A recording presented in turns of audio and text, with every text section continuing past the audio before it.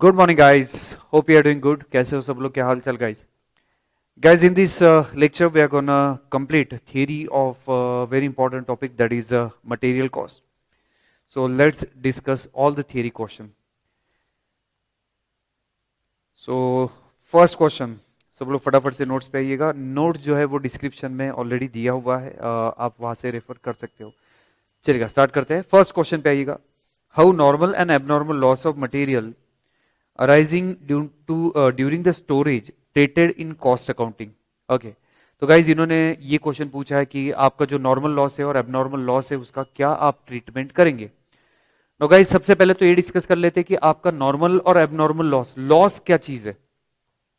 Any difference between the book balance and physical balance, ठीक है, आपका जो फिजिकल क्वांटिटी है और बुक्स के अंदर जो रिकॉर्ड्स के अंदर बैलेंस है उसका जो भी कुछ डिफरेंस आएगा वो डिफरेंस उसको हम लोग बोलेंगे लॉस। ठीक है, नाउ ये जो लॉस आया है difference between the physical stock and the book balance, ये आपको ट्रांसफर करना पड़ेगा और you are gonna transfer to inventory adjustment account. कहां पे ट्रांसफर करेंगे? इन्वेंट्री एडजस्टमेंट अकाउंट को ट्रांसफर करेंगे एंड वहां पे स्क्रूटिनी किया जाएगा whether it is due to normal reason और whether it is due to abnormal reason. ठीक है, उसके बाद उसका ट्रीटमेंट किया जाएगा। तो बात एकदम सिंपल है। सबसे पहले आपने जो लॉस है वो आइडेंटिफाई किया, whether it is a normal loss और whether it is a abnormal loss. ठीक है, अब उसका हम लोग ट्रीटमेंट करेंगे। Let's see guys, normal loss अगर है तो उसका ट्रीटमेंट एकदम सिंपल है। दो में से कोई भी एक ट्रीटमेंट आप कर सकते हो। Normal loss is to be transfer to factory overhead control account, या फिर फैक्ट्री ओवरहेड को आपको ट्रांसफर करना पड़ेगा। ये एक मेथड है। एक और मेथड है, normal loss will be absorb by the good unit. ठीक है, वापस एक बार, नॉर्मल लॉस आइदर आप ओवरहेड अकाउंट को ट्रांसफर कीजिएगा या फिर normal loss will be absorb by the good unit. जो भी कुछ आपके रिमेनिंग यूनिट्स है उससे आपका जो रेट है वो इन्फ्लेट होता है। ये हमने ऑलरेडी इन्वेंट्री के जो क्वेश्चंस हमने देखे थे, फीफो मेथड, लिफो मेथड और एवरेज मेथड, इसके अंदर डिस्कस किया था। अगर नॉर्मल लॉस है तो रेट इन्फ्लेट कैसे होता है। ठीक है, तो दो मेथड देखा नॉर्मल का, either you can transfer to overhead control account, overhead को अकाउंट को आप ट्रांसफर कर सकते हो, या फिर सेकेंड वन, आप जो रिमेनिंग मटेरियल है, बचा कुचा मटेरियल है, उसका जो रेट है वो इन्फ्लेट कर सकते हो। But if loss is due to abnormal reason, जी हाँ गाइस, अगर एबनॉर्मल रीजन की वजह से आपका लॉस हुआ है तो that abnormal will be transfer to costing profit and loss account. ये हमने सर जी फर्स्ट टॉपिक के अंदर ही डिस्कस किया है। एनीथिंग एबनॉर्मल हैपेंस, आपको एबनॉर्मल कॉस्ट ऑफ मटेरियल हो गया, एबनॉर्मल लेबर का कॉस्ट हो गया, ये सब कुछ आपको costing profit and loss account के अंदर ट्रांसफर करना पड़ेगा। चलिएगा, तो ये जो पॉइंट्स है वो हमने डिस्कस कर दिए। First question completed. सब लोग फटाफट से आइएगा सेकंड क्वेश्चन की तरफ। सेकंड क्वेश्चन पढ़ेंगे, सेकंड क्वेश्चन डिस्कस करेंगे। Every now please come to question 2। Question number 2 बोलता है distinguish clarity, sorry not clarity, clearly bin card and stores ledger card. जी हाँ गाइज, आपको दो जो रिकॉर्ड्स है, bin card and stores ledger card, इसका जो है वो डिफरेंस बताना है। गाइज ऑलरेडी ये क्वेश्चन हमने डिस्कस कर लिया था, लेकिन ओके कोई प्रॉब्लम नहीं, वापस एक बार डिस्कस करते हैं। तो गाइज बिन कार्ड क्या है? जो आपका स्टोर रूम है, जो शेल्फ है, जो बिन है, ठीक है, जो गाइज जहां पे रॉ मटेरियल रखा जाता है, वो जो शेल्फ है, ठीक है, कबर्ड है, वहां पे जो आप कार्ड चिपकाते हो it is called as a bin card. ठीक है, एंड स्टोर्स लेजर कार्ड जो अकाउंटिंग डिपार्टमेंट प्रिपेयर करता है, ठीक है, जो कॉस्ट अकाउंटिंग डिपार्टमेंट प्रिपेयर करता है वो है आपका स्टोर्स लेजर। स्टोर्स लेजर आपका अकाउंट डिपार्टमेंट के अंदर रहेगा, एडमिनिस्ट्रेशन डिपार्टमेंट के अंदर रहेगा। ठीक है, नाउ गाइज वापिस एक बार देखते हैं क्या है। सर जी बिन कार्ड क्या है? ठीक है, बिन कार्ड जो आपके स्टोर रूम के अंदर रिकॉर्ड मेंटेन किया जाता है उसको हम लोग बोलेंगे bin card. And stores ledger card क्या है? तो आपके गाइज अकाउंट्स डिपार्टमेंट के अंदर आपका जो कॉस्ट अकाउंटेंट है ये स्टोर्स लेजर कार्ड जो है वो मेंटेन करता है। नाउ गाइज ये बिन कार्ड और stores ledger card they are a part of a perpetual inventory record. ठीक है, कंटिन्यूअसली ये इन्वेंट्री रिकॉर्ड हम लोगों को मेंटेन करना पड़ेगा। और गाइज एक और इंपॉर्टेंट पॉइंट इन्होंने बताया हुआ है कि these bin card and stores ledger card are different all together. ये एक दूसरे के लिए सब्सटीट्यूट नहीं है, these are not a substitute record. ठीक है, क्योंकि एज आई टोल्ड यू, एक रिकॉर्ड मेंटेन किया जाता है स्टोर रूम के अंदर और एक अकाउंट्स डिपार्टमेंट के अंदर मेंटेन किया जाता है। So they are not a substitute. चलिए आगे बढ़ते हैं। अब एक्चुअल में डिफरेंस क्या है वो हम लोग देखेंगे। ठीक है, ऑलरेडी बताया, जो बिन कार्ड है it will be maintain by the store keeper, while stores ledger card will be maintained by cost accounting department. जी हाँ, बिन कार्ड कौन मेंटेन करेगा? Store keeper, store manager. और स्टोर्स लेजर कार्ड कौन maintain करेगा? तो वो मेंटेन करेगा गाइज आपका अकाउंट्स डिपार्टमेंट, जहां पे कॉस्ट अकाउंटिंग रिकॉर्ड रखा जाता है। नाउ गाइज ये जो बिन कार्ड है वो स्टोर्स का अकाउंटिंग किया जाता है, ठीक है। लेकिन सर जी, बिन कार्ड में स्टोर्स का अकाउंटिंग किया जाता है। स्टोर रूम में कितना मटेरियल आया, कितना मटेरियल गया, कितना मटेरियल का बैलेंस बचा हुआ है, उसका क्वांटिटी रिकॉर्ड किया जाता है। तो ये स्टोर्स रिलेटेड इंफॉर्मेशन है। Whereas stores related is accounting record. ये क्या है सर जी? Accounting record. क्योंकि गाइज आगे एक पॉइंट और देखने वाले, bin card is just quantitative information. Stores ledger card के अंदर क्वांटिटी के साथ साथ गाइज आपको रेट और अमाउंट दोनों का इंफॉर्मेशन दिया जाता है। तो एक अकाउंटिंग का, यानी stores ledger card is accounting record, bin card is your stores related record. चलेगा, अगला पॉइंट डिस्कस करते हैं। जैसे मैंने अभी आपको इंफॉर्मेशन दिया कि गाइज बिन कार्ड के अंदर सिर्फ और सिर्फ क्वांटिटी का इंफॉर्मेशन दिया जाता है। स्टोर्स लेजर कार्ड के अंदर क्वांटिटी के साथ साथ रेट और अमाउंट का भी इंफॉर्मेशन दिया जाता है। Reason is very simple, store keeper को रेट से और अमाउंट से कुछ भी लेना देना नहीं है। उसका काम बस इतना है, मटेरियल कितना आया है परचेस होके, या फिर मटेरियल कितना रिसीव हुआ है, एक डिपार्टमेंट ने सपोज रिटर्न कर दिया, ठीक है। तो गाइज ये सिर्फ रिकॉर्ड मेंटेन करता है, कितना क्वांटिटी आता है, कितना क्वांटिटी आप देते हो और कितना आपका बैलेंस बचता है, बस इतना इंफॉर्मेशन है। इससे ज्यादा स्टोर कीपर को कुछ भी इंफॉर्मेशन लगने नहीं वाला है, इसलिए वो सिर्फ क्वांटिटेटिव इंफॉर्मेशन है। और अभी हम लोग डिस्कस करेंगे stores ledger card. Stores ledger card के अंदर क्वांटिटी भी रहता है, रेट भी रहता है और अमाउंट भी रहता है। Reason is very simple, stores ledger card accounting record है गाइस, ठीक है। कितने प्राइस पे मटेरियल आया, कितने प्राइस पे मटेरियल इश्यू किया और बैलेंस कितने अमाउंट का है, ठीक है। तो ये आपका main important point of difference है। नेक्स्ट आगे बढ़ते हैं गाइज। बिन कार्ड कब आप प्रिपेयर करते हैं? ट्रांजैक्शन कंप्लीट होने के बाद, ठीक है। At the time when transaction take place, ठीक है। ट्रांजैक्शन जब होती है तब आप बिन कार्ड में एंट्री पास करते हो। मटेरियल जैसे ही आता है स्टोर रूम के अंदर, एंट्री पास कर दिया। मटेरियल जैसे ही आप देते हो किसी डिपार्टमेंट को, रिटर्न करते हो एक्सेट्रा, एंट्री पास कर दिया एक्सेट्रा, चलेगा। लेकिन स्टोर्स लेजर कार्ड ट्रांजैक्शन के कंप्लीट होने के बाद जो है वो रिकॉर्ड मेंटेन करता है, एंट्री मेंटेन करता है, ट्रांजैक्शन कंप्लीट होने के बाद, ठीक है। सो गाइज क्या पॉइंट ऑफ डिफरेंस है? ट्रांजैक्शन के वक्त बिन कार्ड अपडेट किया जाता है, ट्रांजैक्शन कंप्लीट करने के बाद वो सारे रिकॉर्ड जाएंगे अकाउंटिंग डिपार्टमेंट के पास, ठीक है। और उसके बाद एंट्री पास होएगा, ठीक है। जैसे कि एक सिंपल एग्जांपल आपको दे देता हूं। मटेरियल आपने परचेज किया, मटेरियल आपके स्टोर रूम के अंदर गए। जैसे मटेरियल स्टोर के अंदर चला जाता है, इमीडिएटली, ठीक है, बिन कार्ड के अंदर एंट्री पास हो जाएगा कि इतना इतना क्वांटिटी मटेरियल परचेस हुआ है और बैलेंस इमीडिएटली अपडेट होएगा। लेकिन स्टोर्स में इमीडिएटली नहीं जाएगा। फिर स्टोर्स में कब जाएगा? भाई साहब मटेरियल परचेस हुआ है, उसका इनवॉइस आएगा, गुड्स रिसीव नोट हुआ है, यानी जो गुड्स आपने एक्सेप्ट किए उसका गुड्स रिसीव नोट आएगा, ठीक है। ये सारे और आपका जो परचेस ऑर्डर है, ये सारे रिकॉर्ड जाएंगे आपके अकाउंट्स डिपार्टमेंट के बाद और उसके बाद एंट्री पास होएगा। Is it clear guys? तो guys at the time of transaction, at the time of transaction bin card update होता है, stores ledger card after the transaction, ठीक है। ट्रांजैक्शन होने के बाद सारे रिकॉर्ड्स अकाउंटिंग डिपार्टमेंट के पास जाएगा और उसके बाद जो है वो अपडेट होएगा, ठीक है। नाउ अगला इंपॉर्टेंट पॉइंट, सर जी एक डिपार्टमेंट ने दूसरे डिपार्टमेंट को अगर कुछ रॉ मटेरियल ट्रांसफर किया हुआ है, ठीक है, जैसे कि स्टोर्स ने रॉ मटेरियल ट्रांसफर कर दिया प्रोडक्शन डिपार्टमेंट 1 को। आई रिपीट, स्टोर्स ने मटेरियल ट्रांसफर कर दिया प्रोडक्शन डिपार्टमेंट 1 को। प्रोडक्शन डिपार्टमेंट 1 ने वो यूज नहीं किया, उन्होंने वो डायरेक्टली प्रोडक्शन डिपार्टमेंट 2 को ट्रांसफर कर दिया क्योंकि उनको वो रॉ मटेरियल की रिक्वायरमेंट थी डिपार्टमेंट 2 को, ठीक है। तो पहले स्टोर से गया प्रोडक्शन डिपार्टमेंट 1 को रिक्वायर्ड नहीं था, तो वो उन्होंने इमीडिएटली प्रोडक्शन डिपार्टमेंट 2 को ट्रांसफर कर दिया। तो ये जो इंटर डिपार्टमेंटल ट्रांसफर है, इट विल ऑकर और it will take place only in case of stores ledger control account. ये बिन कार्ड के अंदर रिकॉर्ड नहीं होएगा। Reason is that bin card के अंदर रिकॉर्ड तब होगा जब आपका स्टोर रूम अफेक्ट होगा, जब आपके स्टोर रूम में रॉ मटेरियल आएगा तो। लेकिन सर यहां पे आपने देखा एक डिपार्टमेंट ने दूसरे डिपार्टमेंट को डायरेक्टली ट्रांसफर कर दिया, ये एंट्री पास नहीं होएगा। बिन कार्ड के अंदर, स्टोर्स लेजर कार्ड के अंदर ये एंट्री कंपलसरीली पास होएगा। चलेगा, ये एक पॉइंट डिस्कस किया। हाँ जी हाँ, bin card record each transaction but stores ledger card but stores ledger record the same information in summarise form. चलो ठीक है, ईच एंड एवरी ट्रांजेक्शन, ये थोड़ा point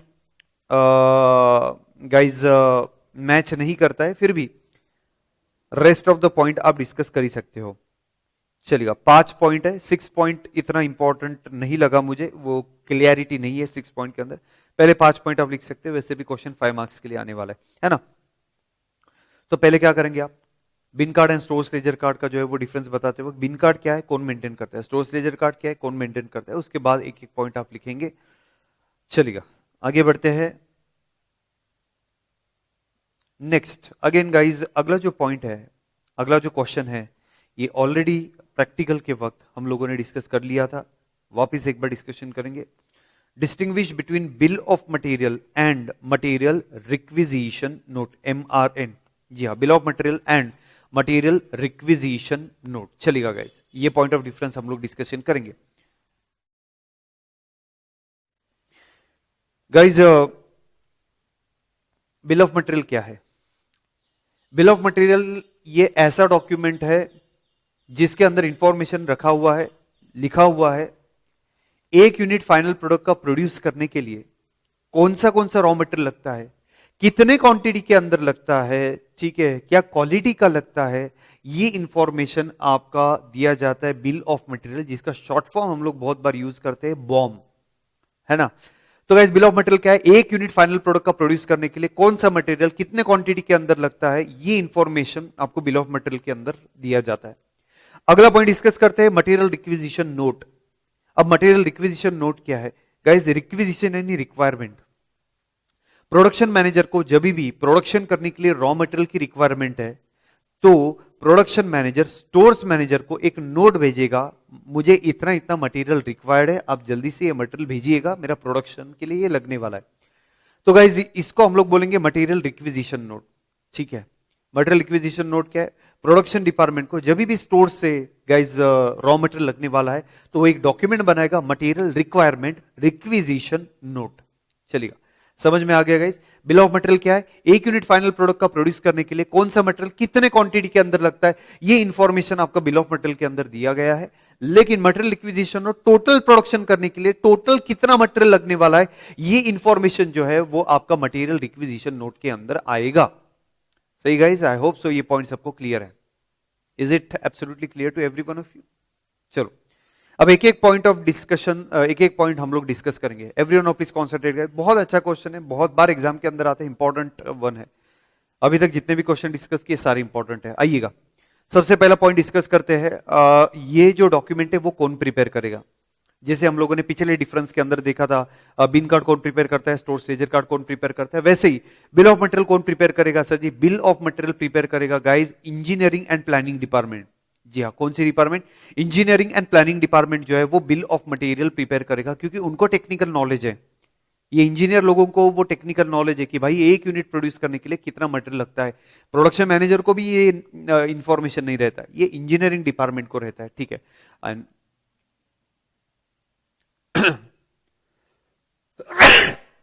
excuse me, material requisition note already discuss कर लिया। Production manager जो है वो मटेरियल रिक्विजिशन नोट बनाएगा, क्योंकि उसको रॉ मटेरियल चाहिए स्टोर्स डिपार्टमेंट से, तो रिक्विजिशन नोट वो बनाएगा। आगे बढ़ते हैं सर जी।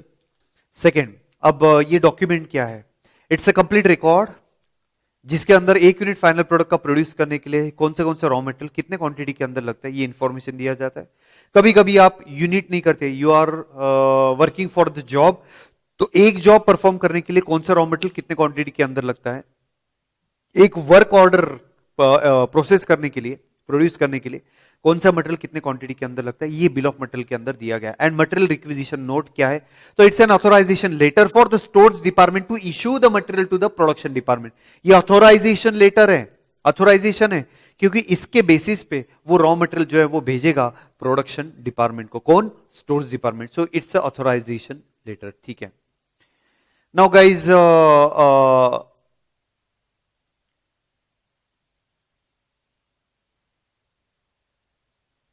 गाइज एक इंपॉर्टेंट पॉइंट है, ये जो वर्डिंग है थोड़ा टेक्निकल में, एक आसान शब्दों के अंदर ये एक्सप्रेस करता हूं, एकदम सिंपल पॉइंट के अंदर। Bill of material is a independent record.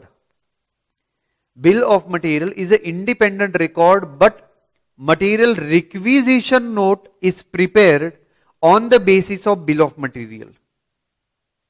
I repeat, bill of material एकदम इंडिपेंडेंट रिकॉर्ड है, ठीक है, वो कोई और सब्सटीट्यूट नहीं कर सकता. But material requisition note is prepare on the basis of bill of material. Guys मैं एक simple simple simple simple, don't worry guys, मैं आपको बहुत अच्छा एक एग्जांपल देता हूं, है ना. Everyone no please concentrate. Guys आपको सपोज मैं एक बिल ऑफ मटेरियल का एग्जांपल दे रहा हूं. मैं सपोज यहां पे लिख रहा हूं, आप थोड़ा ध्यान दीजिएगा, मैं ये पॉइंट के अंदर लिख रहा हूं. एक बिल ऑफ मटेरियल का फॉर्मेट बता रहा हूं सर मैं. एक यूनिट प्रोड्यूस करने के लिए, सपोज एक बेंच मैन्युफैक्चर करने के लिए आपको लगता है टिम्बर, सपोज 10 स्क्वायर फीट का टिम्बर लगता है. गाइज आपको लैमिनेट लगता है, 10 स्क्वायर फीट का लैमिनेट लगता है सपोज, ठीक है. एंड आपको लगता है sir ji iron and steel, suppose iron and steel लगेगा आपको 20 केजी का आयरन एंड स्टील लगेगा. एंड आपको सपोज फेविकॉल लगेगा, मजबूत जोड़ फेविकॉल का 2 केजी लगेगा. ये एक इंफॉर्मेशन दिया गया कि एक बेंच मैन्युफैक्चर करने के लिए कौन सा मटेरियल कितने क्वांटिटी के अंदर लगता है. ओके, नाउ गाइस ये जो रिकॉर्ड है वो प्रिपेयर करते वक्त आपने मटेरियल रिक्विजिशन नोट का कुछ भी रेफरेंस नहीं लिया है, लेकिन मटेरियल रिक्विजिशन नोट बनाते वक्त compulsorily bill of material use होएगा. कैसे, आपको एक सिंपल पॉइंट बता देता हूं. मुझे 100 बेंच का ऑर्डर आया है. कितने बेंच का ऑर्डर आया है? 100 बेंचेस का ऑर्डर आया हुआ है. और 100 बेंच के लिए मटेरियल कितना लगेगा, प्रोडक्शन मैनेजर को पता चलेगा बिल ऑफ मटेरियल से.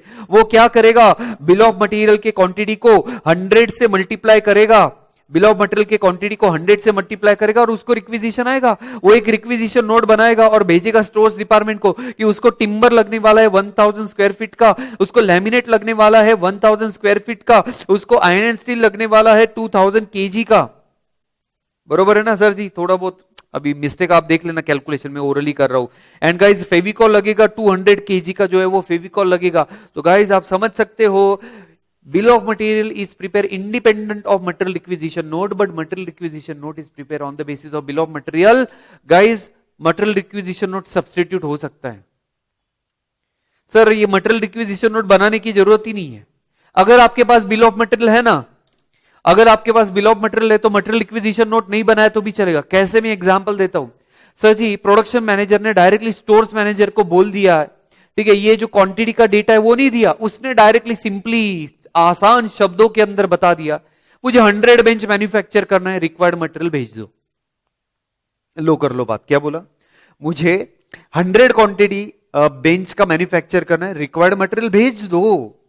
तो सर उसने डिटेल के अंदर क्वांटिटी नहीं बताया, उसने डायरेक्टली बताया मुझे फाइनल प्रोडक्ट कितना प्रोड्यूस करना है. आप ही कैलकुलेशन कर लो, आप ही दिमाग लगा लो, आप ही जुगाड़ कर लो और बिल ऑफ मटेरियल देख देख के आप ही मुझे जो है वो मटेरियल भेज देना. तो इसका मतलब क्या है, रिप्लेस हो जाएगा. राइट है. अगला पॉइंट हम लोग डिस्कस करेंगे कोटेशन पर्पस के लिए. ओके, सेलिंग प्राइस कैलकुलेट करने के लिए, टेंडर सबमिट करने के लिए बिल ऑफ मटेरियल रिक्वायर्ड है, क्योंकि एक यूनिट के लिए कितना मटेरियल लगता है ये स्टैंडर्ड इंफॉर्मेशन यहां पे दिया गया है. तो गाइस कोटेशन देते वक्त एडवांस में आपको प्राइस कैलकुलेट करना पड़ेगा, तो ये डेटा आपको एप्लीकेबल होएगा. ठीक है. नाउ मटेरियल रिक्विजिशन नोट का क्या यूज है, तो भाई साहब आपको हिस्टोरिकल कॉस्ट फाइंड करने के लिए इसका यूज है. यानी प्रोडक्शन मैनेजर ने कितना मटेरियल लिया हुआ है, वो मटेरियल की कितनी कॉस्ट है, ये फाइंड करने के लिए मटेरियल रिक्विजिशन नोट जो है वो यूज होएगा. ठीक है. तो सर जी कोटेशन देने के लिए यूज होता है, और ये जो है गाइज आपका हिस्टोरिकल कॉस्ट फाइंड करने के लिए, कितने रुपए का मटेरियल कंज्यूम हुआ है ये फाइंड करने के लिए मटेरियल रिक्विजिशन नोट जो है वो यूज होएगा. Next one. So guys control purpose के लिए बिल ऑफ मटेरियल बहुत ज्यादा इंपॉर्टेंट है. किसके लिए, कंट्रोल पर्पस के लिए. कंट्रोल पर्पस के लिए इसका मतलब क्या है गाइज, आपने एक स्टैंडर्ड सेट कर दिया, एक यूनिट प्रोड्यूस करने के लिए इतना ही मटेरियल लगना चाहिए, इससे ज्यादा मटेरियल नहीं लगना चाहिए, बात खत्म हो गई. तो कंट्रोल होएगा, प्रोडक्शन मैनेजर का देखा जाएगा कि भाई 1000 स्क्वायर फीट ही टिम्बर यूज होना चाहिए था, 1000 स्क्वायर फीट ही लैमिनेट यूज होना चाहिए था, iron and steel 2000 KG use होना चाहिए था, फेविकॉल 200 केजी यूज होना चाहिए था. तो आपने कंट्रोल सेट कर दिया सर जी, स्टैंडर्ड सेट कर दिया. ठीक है. और गाइस सेकंड वाले का यूज क्या है, ये तो सर जी कंट्रोल पर्पस का यूज है. सेकंड में एक्चुअल कितना क्वांटिटी आपने ड्रॉ किया हुआ है, एक्चुअल कितना क्वांटिटी आपने विड्रॉ किया हुआ है स्टोर्स डिपार्टमेंट से, ये इंफॉर्मेशन आपको मिलेगा. चलो ये 5 पॉइंट तो है, और मैं कुछ पॉइंट आपको बता देता हूं bill of material one time document है सर। जब तक आप आपके प्रोडक्ट में कुछ चेंजेस नहीं लाते हो तब तक बिल ऑफ मटेरियल काम करेगा सर। जब तक आप आपके फाइनल प्रोडक्ट के अंदर कुछ चेंजेस नहीं लाते हो तब तक बिल ऑफ मटेरियल जो है वो काम करेगा। समझ में आ रहा है? लेकिन हर बार, बार बार, लगातार जब भी आपको प्रोडक्शन करना है तब आपको मटेरियल रिक्विजिशन नोट तो लगेगा ही लगेगा। तो bill of material one time है, bill of material one time है, लेकिन material requisition note repeated document बनता है। जब भी प्रोडक्शन करना पड़ेगा 10 क्वांटिटी का, 100 क्वांटिटी का, 50 क्वांटिटी का, हर बार वो चेंज होते जाएगा। लेकिन बिल ऑफ मटेरियल जब तक आप आपका प्रोडक्ट चेंज नहीं करते, जब तक आप आपकी प्रोसेस चेंज नहीं करते, फंक्शन फीचर चेंज नहीं करते हैं, तब तक कोई टेंशन नहीं है। आई होप सो ये पॉइंट आपका क्लियर है। तो ये एक एडिशनल पॉइंट मैंने आपको बताया है। एक और एडिशनल पॉइंट बता देता हूं sir ji. Bill of material जो है वो कौन प्रिपेयर करता है और कौन यूज करता है ना।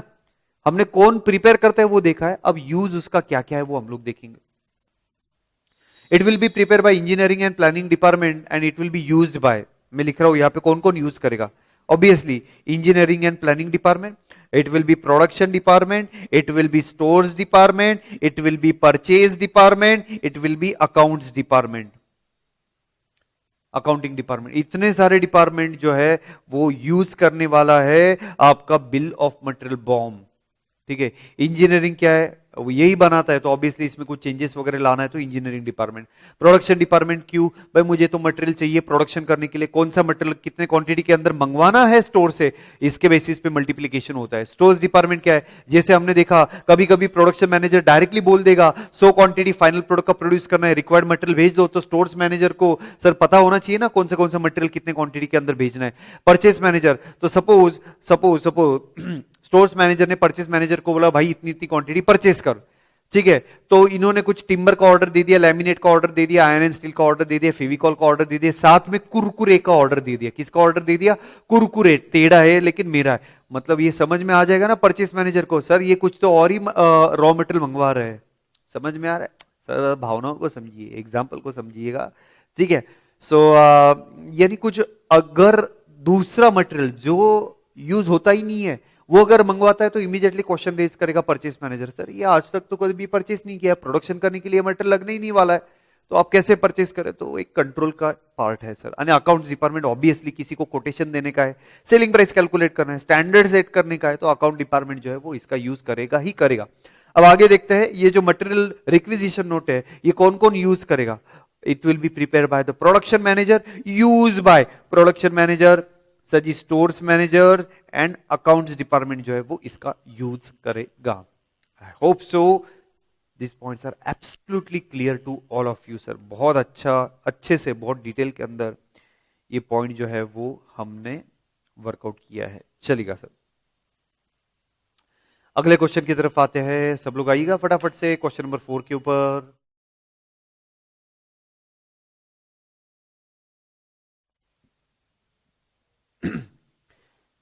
So question is discuss the accounting treatment of defective in cost accounting। चलेगा, discuss the accounting treatment of defective in cost accounting. भाई साहब अब ये डिफेक्टिव क्या सीन है? If you are manufacture the goods not as per the description, not as per the standard, not as per the set specification, वो जो goods है उसको हम लोग बोलेंगे डिफेक्टिव गुड्स। वापस एक बार, आपने गुड्स मैन्युफैक्चर किया लेकिन वो एज पर डिस्क्रिप्शन नहीं है, एज पर स्पेसिफिकेशन नहीं है, एज पर योर क्वालिटी नहीं है, एज पर सेट स्टैंडर्ड नहीं है, तो गाइज उसको हम लोग बोलेंगे डिफेक्टिव यूनिट्स। अब ये डिफेक्टिव यूनिट्स का हम लोग क्या करेंगे?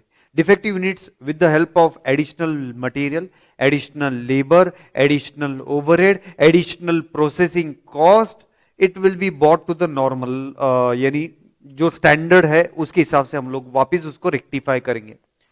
तो सबसे पहला पॉइंट हमने डिस्कस किया कि भाई डिफेक्टिव क्या है। तो अगर आपने स्टैंडर्ड के हिसाब से प्रोडक्शन नहीं किया है, वो यूनिट्स को हम लोग डिफेक्टिव यूनिट्स बताएंगे, और तो उसका हमें रेक्टिफिकेशन करना पड़ेगा, ठीक है, उसको हम लोगों को रिकंडीशन करना पड़ेगा, रिवर्क करना पड़ेगा with the help of additional material, labour and overhead, additional processing cost, ठीक है।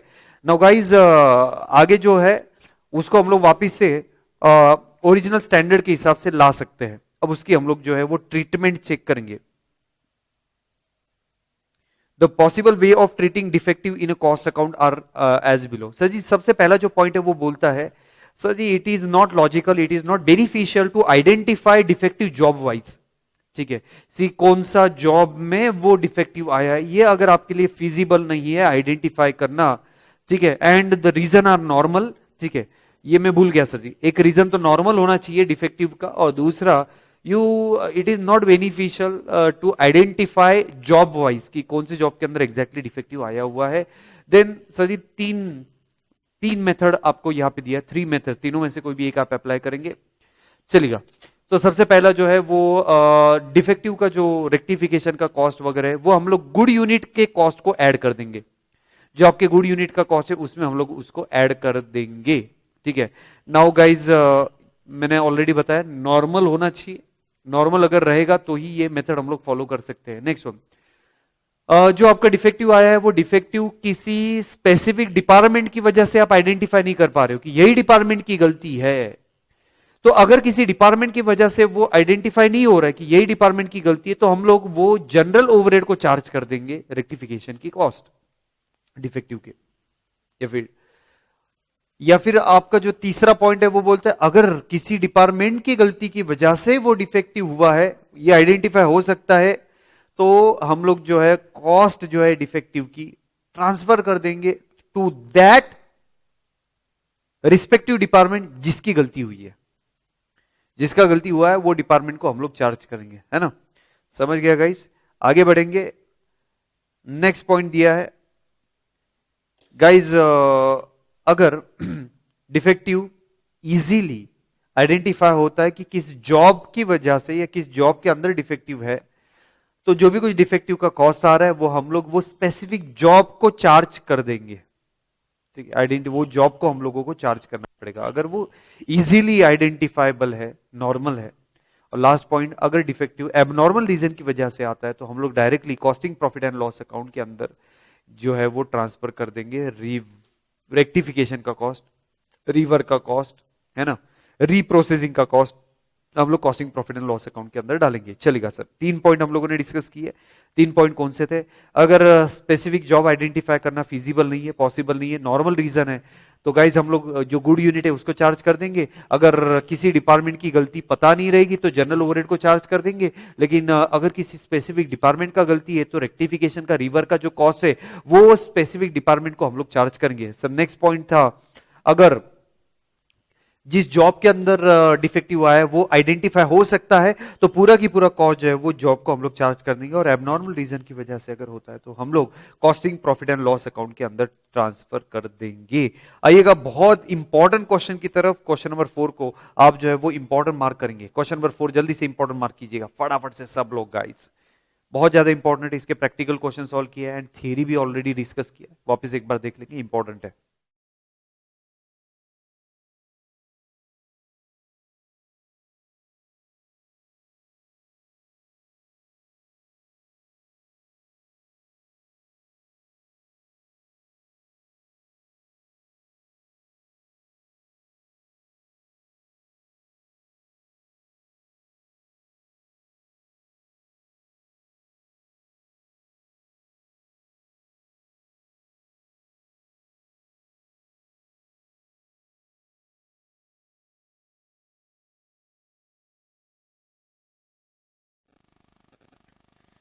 चलिएगा sir, explain the concept of activity based costing, oh not activity based costing, ABC analysis, material का ABC analysis as a technique of inventory control. चलिएगा, तो guys दो important word है जो आपके आंसर के अंदर आना ही चाहिए, जिसको आप अंडरलाइन करेंगे। सबसे पहला जो वर्ड है वो वर्ड है गाइज आपका एबीसी, जो है वो सिलेक्टिव कंट्रोल है। क्या बोलेंगे आप? एक्टिविटी, एबीसी जो है वो not activity based costing, I am sorry, ABC analysis जो है वो सिलेक्टिव कंट्रोल ऑफ इन्वेंट्री है। एक और वर्ड आना चाहिए, it is a discriminatory control, ठीक है, ऑफ इन्वेंट्री है। तो क्या बोला मैंने, दो पॉइंट इंपॉर्टेंट आने चाहिए, एक सिलेक्टिव कंट्रोल है और एक डिस्क्रिमिनेटरी कंट्रोल है। तो क्या है ये सिलेक्टिव कंट्रोल, क्या है ये डिस्क्रिमिनेटरी कंट्रोल, ये मैं आपको बताता हूं with help of next part. Guys ABC analysis के अंदर मटेरियल जो है, जो इन्वेंट्री है, तीन कैटेगरी के अंदर आप डिवाइड करेंगे, category A, category B, category C, तीन कैटेगरी के अंदर डिवाइड करेंगे। Now let's discuss A category के अंदर क्या होगा। ए कैटेगरी के अंदर वो गुड्स आएंगे जिसका वैल्यू लगभग अप्रोक्सीमेटली 70% है, लेकिन जिसकी quantity is very few, 10% quantity जो है वो लगभग, this is just approximately figures. तो गाइज क्वांटिटी 10% है, वैल्यू 70% है, तो आपका मोस्ट यानी मैक्सिमम इन्वेंट्री का कॉस्ट जो है वो ए कैटेगरी के अंदर कवर हुआ है। क्वांटिटी बहुत कम है, लेकिन गाइज आपका जो वैल्यू है वो सबसे ज्यादा है। नाउ सर जी बहुत ज्यादा कंट्रोल का पार्ट आगे डिस्कस करता हूं, कंट्रोल कितना होना चाहिए ए पे, बी पे और सी पे, वो मैं बाद में डिस्कस करता हूं। पहले बी कैटेगरी के अंदर आते हैं आगे। बी कैटेगरी के अंदर वो गुड्स आएगा जिसकी वैल्यू भी 20% रहेगा और जिसकी क्वांटिटी भी लगभग 20% रहेगा, ये बी कैटेगरी के अंदर आएगा, इक्वल आएगा। So these are less important than A category of the goods. And C category के अंदर एकदम निग्लिजिबल गुड्स आएंगे। निग्लिजिबल यानी सर जी ये ज्यादा वैल्यूएबल गुड्स नहीं है, इसकी वैल्यू टोटल मटेरियल के वैल्यू के 10% है, लेकिन इसकी क्वांटिटी बहुत ज्यादा है, 70%। अगर एग्जांपल देने की बात आती है तो एग्जांपल है इसके गाइज, सिंपल एग्जांपल देता हूं गाइज, स्क्रू, नट बोल्ट्स, ठीक है, क्वांटिटी बहुत ज्यादा रहती है, वैल्यू बहुत इसकी कम रहती है। अब आगे आई होप सो ये A category, B category and C category आपको क्लियर हो चुका है परसेंटेज वाइज। अब आगे बहुत इंपॉर्टेंट पॉइंट डिस्कस करते हैं कैसे इससे हम लोग इन्वेंट्री कंट्रोल कर सकेंगे। नाउ गाइस ए कैटेगरी के अंदर कौन से गुड्स आएंगे जिसकी वैल्यू 70% है और जिसकी क्वांटिटी 10% है, राइट है, ये ए कैटेगरी के अंदर आएंगे। नाउ गाइस ए कैटेगरी के गुड्स सबसे ज्यादा इंपॉर्टेंट गुड्स है, इस पे हम लोग रेगुलर कंट्रोल रखेंगे। क्या बोलेंगे सर जी, वन टाइम कंट्रोल नहीं चलेगा, पीरियडिकल कंट्रोल नहीं चलेगा, इस पे हम लोग रेगुलर कंट्रोल रखेंगे। एंड गाइस इसका ओवर स्टॉकिंग भी नहीं रखेंगे और इसका अंडर स्टॉकिंग भी नहीं रखेंगे, यानी ऑप्टिमम लेवल ऑफ इन्वेंट्री हम लोग मेंटेन करेंगे। सर जी ओवर स्टॉकिंग अगर आपने कर दिया, ज्यादा स्टॉक अगर आपने रख दिया तो बहुत ज्यादा दिक्कत होने वाली है, इसकी वैल्यू बहुत ज्यादा है, इन्वेंट्री कैरिंग का कॉस्ट बहुत ज्यादा लगेगा आपको। शॉर्टेज भी नहीं रखेंगे क्योंकि सर जी ये प्रोडक्शन को लगने वाले हैं, तो अगर शॉर्ट होता है तो सर जी शॉर्टेज का जो आपका कॉस्ट है वो लगेगा, स्टॉक आउट का जो कॉस्ट है वो आपको लगेगा, ठीक है। नाउ गाइज बहुत इंपॉर्टेंट पॉइंट मैंने डिस्कस कर दिया कि ये रेगुलर कंट्रोल होना चाहिए, इसका ओवर स्टॉकिंग नहीं होना चाहिए, अंडर स्टॉकिंग नहीं होना चाहिए। आप जो है वो प्रॉपर लेवल्स मेंटेन कीजिएगा, maximum level, minimum level, reorder level, average level, danger level, ये सारे लेवल्स आपको प्रॉपरली मेंटेन रखने ही पड़ेंगे। And guys try to follow EOQ here, economic order quantity आप फॉलो करेंगे जहां पे आपका ordering cost and carrying cost जो है वो मैनेज होएगा, इक्वल होएगा, ठीक है। नाउ गाइज जैसे बताया कि शॉर्टेज अवॉइड होना चाहिए और ज्यादा इन्वेस्टमेंट भी अवॉइड होनी चाहिए, तो ऑप्टिमम लेवल ऑफ इन्वेंट्री जो है वो आपने फॉलो करना चाहिए। नेक्स्ट वन, आगे बी कैटेगरी के अंदर क्या है वो हम लोग डिस्कस करते हैं सर जी। ये वर्ड आना चाहिए, बी कैटेगरी के गुड्स पे मॉडरेट कंट्रोल होना चाहिए, मीडियम कंट्रोल होना चाहिए। जैसे ए कैटेगरी के अंदर रेगुलर कंट्रोल होएगा, बी कैटेगरी में रेगुलर कंट्रोल की जरूरत नहीं सर जी, मॉडरेट कंट्रोल कर दो, थोड़ा कम कंट्रोल किया तो भी चलेगा, ठीक है, as compare to A category, ठीक है, ये ज्यादा वैल्यूएबल नहीं है as compare to A category, ठीक है। नाउ गाइज पीरियडिकली हम लोग जो है वो इसके ऑर्डर प्लेस करेंगे, स्टॉक देख देख के इसके ऑर्डर हम लोग प्लेस करेंगे। नाउ गाइज सी कैटेगरी के अंदर जो गुड्स आएंगे ये एकदम निग्लिजिबल गुड्स है, इसकी वैल्यू बहुत कम है सर जी, लीस्ट कंट्रोल आप रखिएगा यहाँ पे, एकदम स्ट्रिक्ट कंट्रोल, रेगुलर कंट्रोल की जरूरत नहीं रहेगी। और सर यहाँ पे जो ऑर्डर आप प्लेस करेंगे 6 मंथली ऑर्डर प्लेस कर दो, ठीक है, एक पूरे साल की ऑर्डर प्लेस कर दो, क्योंकि वैसे भी उसकी वैल्यू कम है सर, है ना। तो जैसे बी कैटेगरी की गुड जो है वो पीरियडिकल ऑर्डर प्लेस किया था हम लोगों ने, ए कैटेगरी के अंदर गाइस हम लोग ईओक्यू फॉलो किया था, सी कैटेगरी के अंदर 6 मंथली या फिर आपको पूरे साल का एक साथ परचेस करो, डिपेंड्स ऑन योर कंजम्पशन। तो ये बहुत ज्यादा इंपॉर्टेंट क्वेश्चन हमने डिस्कस किया। क्या बोला सर जी, इंपॉर्टेंट क्वेश्चन क्या था, एबीसी एनालिसिस। सबसे पहले आप लिखेंगे एबीसी एनालिसिस सिलेक्टिव कंट्रोल है, डिस्क्रिमिनेटरी कंट्रोल है, ठीक है, आपने भेदभाव किया हुआ है ना, कि ए अलग है, बी अलग है और सी अलग है, एक्सेट्रा चलेगा। So A category, B category and C category. फिर उसके कंट्रोल्स आपने देखे, ए में रेगुलर कंट्रोल, बी में moderate control and lowest control आएगा सी में। ए में आपको वेरियस लेवल्स मेंटेन करने पड़ेंगे, maximum, minimum level, average, danger level, ठीक है, रीऑर्डर लेवल, ये प्रॉपर आपको मेंटेन करना चाहिए, ईओक्यू फॉलो करना चाहिए, स्टॉक आउट नहीं होना चाहिए, शॉर्टेज भी नहीं होना चाहिए, एंड सर जी इन्वेस्टमेंट भी ज्यादा नहीं होना चाहिए। बी कैटेगरी के अंदर सर जी आपका मॉडरेट कंट्रोल रहेगा सर, पीरियोडिकली मंथली वगैरह आप ऑर्डर प्लेस करेंगे। सी कैटेगरी के अंदर 6 मंथली या फिर एनुअल आप ऑर्डर जो है वो प्लेस करेंगे। आएंगे सर जी क्वेश्चन नंबर 5 के ऊपर, बढ़ो आगे, चलो चलो चलो जल्दी जल्दी, क्वेश्चन नंबर 5 हम लोग डिस्कस करेंगे।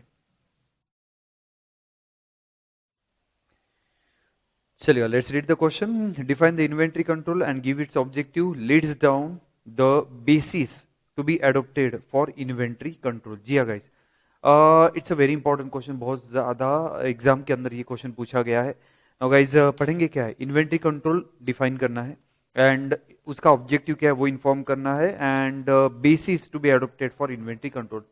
नाउ गाइस इन्वेंट्री कंट्रोल क्या है गाइज, एक CIMA chartered institute of management accounting ने एक डेफिनेशन दिया है इन्वेंट्री कंट्रोल का, and definition is very easy. Boss you have to maintain the sufficient stock of inventory. सबसे पहला पॉइंट क्या है, you should have maintain the sufficient stock of the inventory so that your all requirement should be fulfilled, and guys over stocking नहीं होनी चाहिए। ठीक है, तो इसको 3 हिस्सों में डिस्ट्रीब्यूट किया है। सबसे पहले तो सफिशिएंट स्टॉक मेंटेन करो सो दैट आपकी जो रिक्वायरमेंट है वो फुलफिल हो जाए। एंड गाइज अगला पॉइंट इन्होंने बोला गया है कि guys there should not be any over stocking. तो ओवर स्टॉकिंग का मतलब क्या है, आपने अननेसेसरीली ज्यादा स्टॉक मेंटेन करके फायदा नहीं है, चलेगा। नाउ नाउ गाइज ऑब्जेक्टिव क्या है, ऑब्जेक्टिव ऑफ इन्वेंट्री कंट्रोल, आपने एक बैलेंस रखना चाहिए। किसका बैलेंस होना चाहिए, सफिशियंट स्टॉक, ठीक है, sufficient stock and over stocking. Sufficient stock and over stocking का आपने एक बैलेंस रखना चाहिए। नाउ गाइस सफिशियंट स्टॉक का मतलब क्या है, so stock should be sufficient to meet your requirement so that there should not be any interruption in production। आपका जो प्रोडक्शन है विदाउट एनी इंटरप्शन होना चाहिए, इतना आपने एटलीस्ट स्टॉक मेंटेन करना चाहिए। बिकॉज अगर अगर अगर अगर स्टॉक आउट आ जाता है, शॉर्टेज अगर आता है, तो गाइस प्रॉब्लम ये होएगा, आपका प्रोडक्शन रुक जाएगा, ठीक है, आपका गुडविल अफेक्ट होएगा, आपका प्रोडक्शन का जो स्केड्यूल है वो अफेक्ट होएगा, आपका सेल भी अफेक्ट हो सकता है, आपका रेवेन्यू अफेक्ट हो सकता है, आपका प्रॉफिट अफेक्ट हो सकता है, एक्सेट्रा। तो गाइज आपने अगर कम स्टॉक मेंटेन किया तो प्रॉब्लम होएगा। So the objective is to maintain the sufficient stock so that your requirement is to be fulfilled. लेकिन सर जी आपने स्टॉक ज्यादा मेंटेन किया तो भी प्रॉब्लमैटिक है, because if you maintain the more stock, if you maintain more stock you have to incur inventory carrying cost, obsolescence expenses आपको लगेगा, interest on working capital, finance block आपको लगेगा, ठीक है। इसके बाद सर जी ऑब्सोलेंसेस है, डिटोरिएशन है, पिल्फरेज वगैरह, ऐसा गाइज बहुत ज्यादा चांसेस है। तो अगर आप ज्यादा स्टॉक मेंटेन करते हैं तो as you are aware that carrying cost जो है वो आपको एक्स्ट्रा लगेगा। तो गाइज आपने बरोबर से ट्रेड ऑफ करना चाहिए between the over stocking and sufficient stock, ठीक है।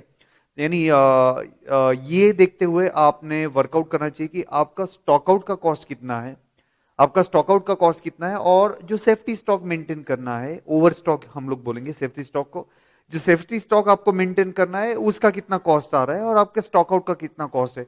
तो ये करके आपको जो है वो बैलेंस करना है। हमने काफी सारे प्रैक्टिकल क्वेश्चन भी इसमें सॉल्व किए हुए, स्टॉक आउट वाले क्वेश्चन थे ये, ठीक है। तो ये आपने बैलेंस रखना चाहिए। Now sir ji inventory control के कुछ मेथड्स है, let's check that method. Sir ji सबसे पहला इन्वेंट्री कंट्रोल का मेथड आएगा सर जी, क्वांटिटेटिव लेवल्स आपको वर्कआउट करना है, maximum level, minimum level, reorder level, average level, danger level, ठीक है। सो आपने लेवल्स मेंटेन करना चाहिए, जो है उससे आपका स्टॉक कंट्रोल होएगा। नेक्स्ट वन, इसके बाद आपका रिलेटिव क्लासिफिकेशन हो गया, ठीक है। अभी रिलेटिव क्लासिफिकेशन का मतलब क्या हो गया सर जी, हमने पहले ही एक क्वेश्चन देखा था ABC एनालिसिस, ठीक है। स्टॉक को हम लोग 3 कैटेगरी के अंदर डिवाइड करेंगे, A category, B category, C category, तो इसको हम लोग बोलेंगे relative classification of the stock, ठीक है।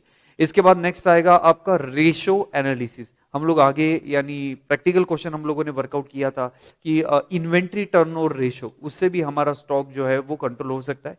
इन्वेंट्री टर्नओवर रेशो अगर आपको याद रहे, उससे हम लोगों ने आइडेंटिफाई किया था कौन सा फास्ट मूविंग स्टॉक है, कौन सा स्लो मूविंग स्टॉक है, और कौन सा आपका डॉर्मेंट स्टॉक है। तो गाइज इससे भी आप इन्वेंट्री कंट्रोल कर सकते हैं। लाइक लास्ट है आपका फिजिकल कंट्रोल, आप कर सकते हो इन्वेंट्री पे, ठीक है। तो ये 4 मेथड से जिससे आप इन्वेंट्री कंट्रोल कर सकते हो गाइज। ये 4 मेथड के नाम क्या है, सबसे पहले आपने जो है वो क्वांटिटेटिव लेवल्स मेंटेन करना चाहिए, जिसके अंदर आप लिख सकते हो maximum level, minimum, reorder, danger level, average level, etcetera आप लिख सकते हो। उसके बाद सेकंड था आपका रिलेटिव कंट्रोल, इसके अंदर आप लिख सकते हो गाइज एबीसी एनालिसिस एक्सेट्रा। एक और क्वेश्चन है जो हम लोग आगे देखेंगे रिलेटिव क्लासिफिकेशन के अंदर। इसके बाद रेशियो एनालिसिस कर सकते हैं एंड आप जो है वो फिजिकल आपका स्टॉक जो है वो कंट्रोल कर सकते हैं। तो गाइज ये क्वेश्चन के अंदर क्या है, इन्वेंट्री कंट्रोल, उसके ऑब्जेक्टिव क्या है and basis to be adopted for inventory control. तो आपको बस इतना लिखना है यहाँ पे, इन्वेंट्री कंट्रोल क्या है, आपने सफिशिएंट स्टॉक मेंटेन करना चाहिए सो दैट आपकी रिक्वायरमेंट फुलफिल होनी चाहिए एंड गाइज आपको जो है वो एक्स्ट्रा कैरिंग कॉस्ट नहीं आना चाहिए ओवर स्टॉकिंग की वजह से। तो इसके अंदर आप क्या लिखेंगे, आप जो है ओवर स्टॉकिंग एंड मिनिम यानी रिक्वायरमेंट वगैरह वर्कआउट करके ओवर स्टॉकिंग नहीं करेंगे। ओवर स्टॉक अगर आप करते हो तो कैरिंग कॉस्ट लगेगा, अगर कम स्टॉक मेंटेन करते हो तो आपका शॉर्टेज आएगा या फिर स्टॉक आउट आएगा, स्टॉक आउट का लॉस भी आप लिखेंगे, शॉर्टेज का लॉस आप लिखेंगे, साथ में ओवर स्टॉकिंग का भी कॉस्ट आप लिखेंगे। तो आपने एक बैलेंस रखना चाहिए और इन्वेंट्री कंट्रोल आपके मेथड्स हमने दिए हुए हैं। तो बहुत अच्छा ये क्वेश्चन हमने डिस्कस किया। बढ़ेंगे आगे, अगले क्वेश्चन की तरफ आइएगा। क्वेश्चन नंबर 6 है आपका distinguish between reorder level and reorder quantity. जब हम लोगों ने प्रैक्टिकल क्वेश्चन सॉल्व किए थे, मैंने बहुत बार ये पॉइंट एक्सप्लेन किया है कि गाइस बहुत सारे स्टूडेंट को ये reorder level and reorder quantity के अंदर कंफ्यूजन रहता है, क्योंकि रीऑर्डर ये कॉमन है। नाउ रीऑर्डर लेवल क्या है? सो जी reorder level is that level of stock जो आपका स्टॉक का लेवल है अचीव होने पे you are gonna place a new order. Reorder level यानी आपने, सर सिंपली अगर मैं बात करता हूं तो रीऑर्डर लेवल का मतलब क्या है, आपने ऑर्डर कब प्लेस करना। जैसे कि आपने मटेरियल परचेज किया है, आपका इन्वेंट्री बढ़ जाएगा, ठीक है, जैसे जैसे प्रोडक्शन को इश्यू करते जाएंगे आपका इन्वेंट्री कम होते जाएगा। और सर जी अगर आपका इन्वेंट्री जीरो हो गया और उसके बाद आप ऑर्डर प्लेस करते हो तो आप आउट ऑफ स्टॉक चले जाएंगे, क्योंकि हमने कंसेप्ट देखा था लीड टाइम का। आपने ऑर्डर प्लेस किया और आप तक रॉ मटेरियल आया, इसके बीच में कुछ टाइम गैप लगता है, वो लीड टाइम है। तो गाइज ऐसा तो नहीं होएगा कि आप परचेज किया, रॉ मटेरियल खत्म होते गया, प्रोडक्शन को इश्यू करते करते रॉ मटेरियल एकदम जीरो आ गया और उसके बाद आप एक नया ऑर्डर प्लेस करेंगे। इसका कॉन्सिक्वेंसेज ये होएगा सर जी, आप आउट ऑफ स्टॉक चले जाएंगे फॉर श्योर, क्योंकि लीड टाइम लगने वाला है। ऑर्डर प्लेस करने के बाद ऑर्डर मिलने तक कुछ समय आपको लगने वाला है, तो उसके बीच में तो आपके पास स्टॉक नहीं है। तो ऑब्वियसली क्या है सर जी, ये आपका मैक्सिमम लेवल और ये आपका जीरो, इसके बीच में कहां पे तो भी आपको एक लेवल पे नया ऑर्डर प्लेस करना चाहिए, तो वो लेवल बोलता है रीऑर्डर लेवल। ठीक है, आई hope so this point is absolutely clear. तो रीऑर्डर लेवल क्या है? It is that level of stock when it is achieved you'll have to place a new order for replenishment of stock। replenishment का मतलब क्या है sir जी? वापिस से stock भरना है अपने को। चलो ठीक है, उसके बाद हम लोगों ने फॉर्मूला देखा था प्रैक्टिकल क्वेश्चन सॉल्व करते वक्त। रीऑर्डर लेवल का फॉर्मूला क्या है? Reorder level is equal to maximum consumption into maximum lead time plus safety stock.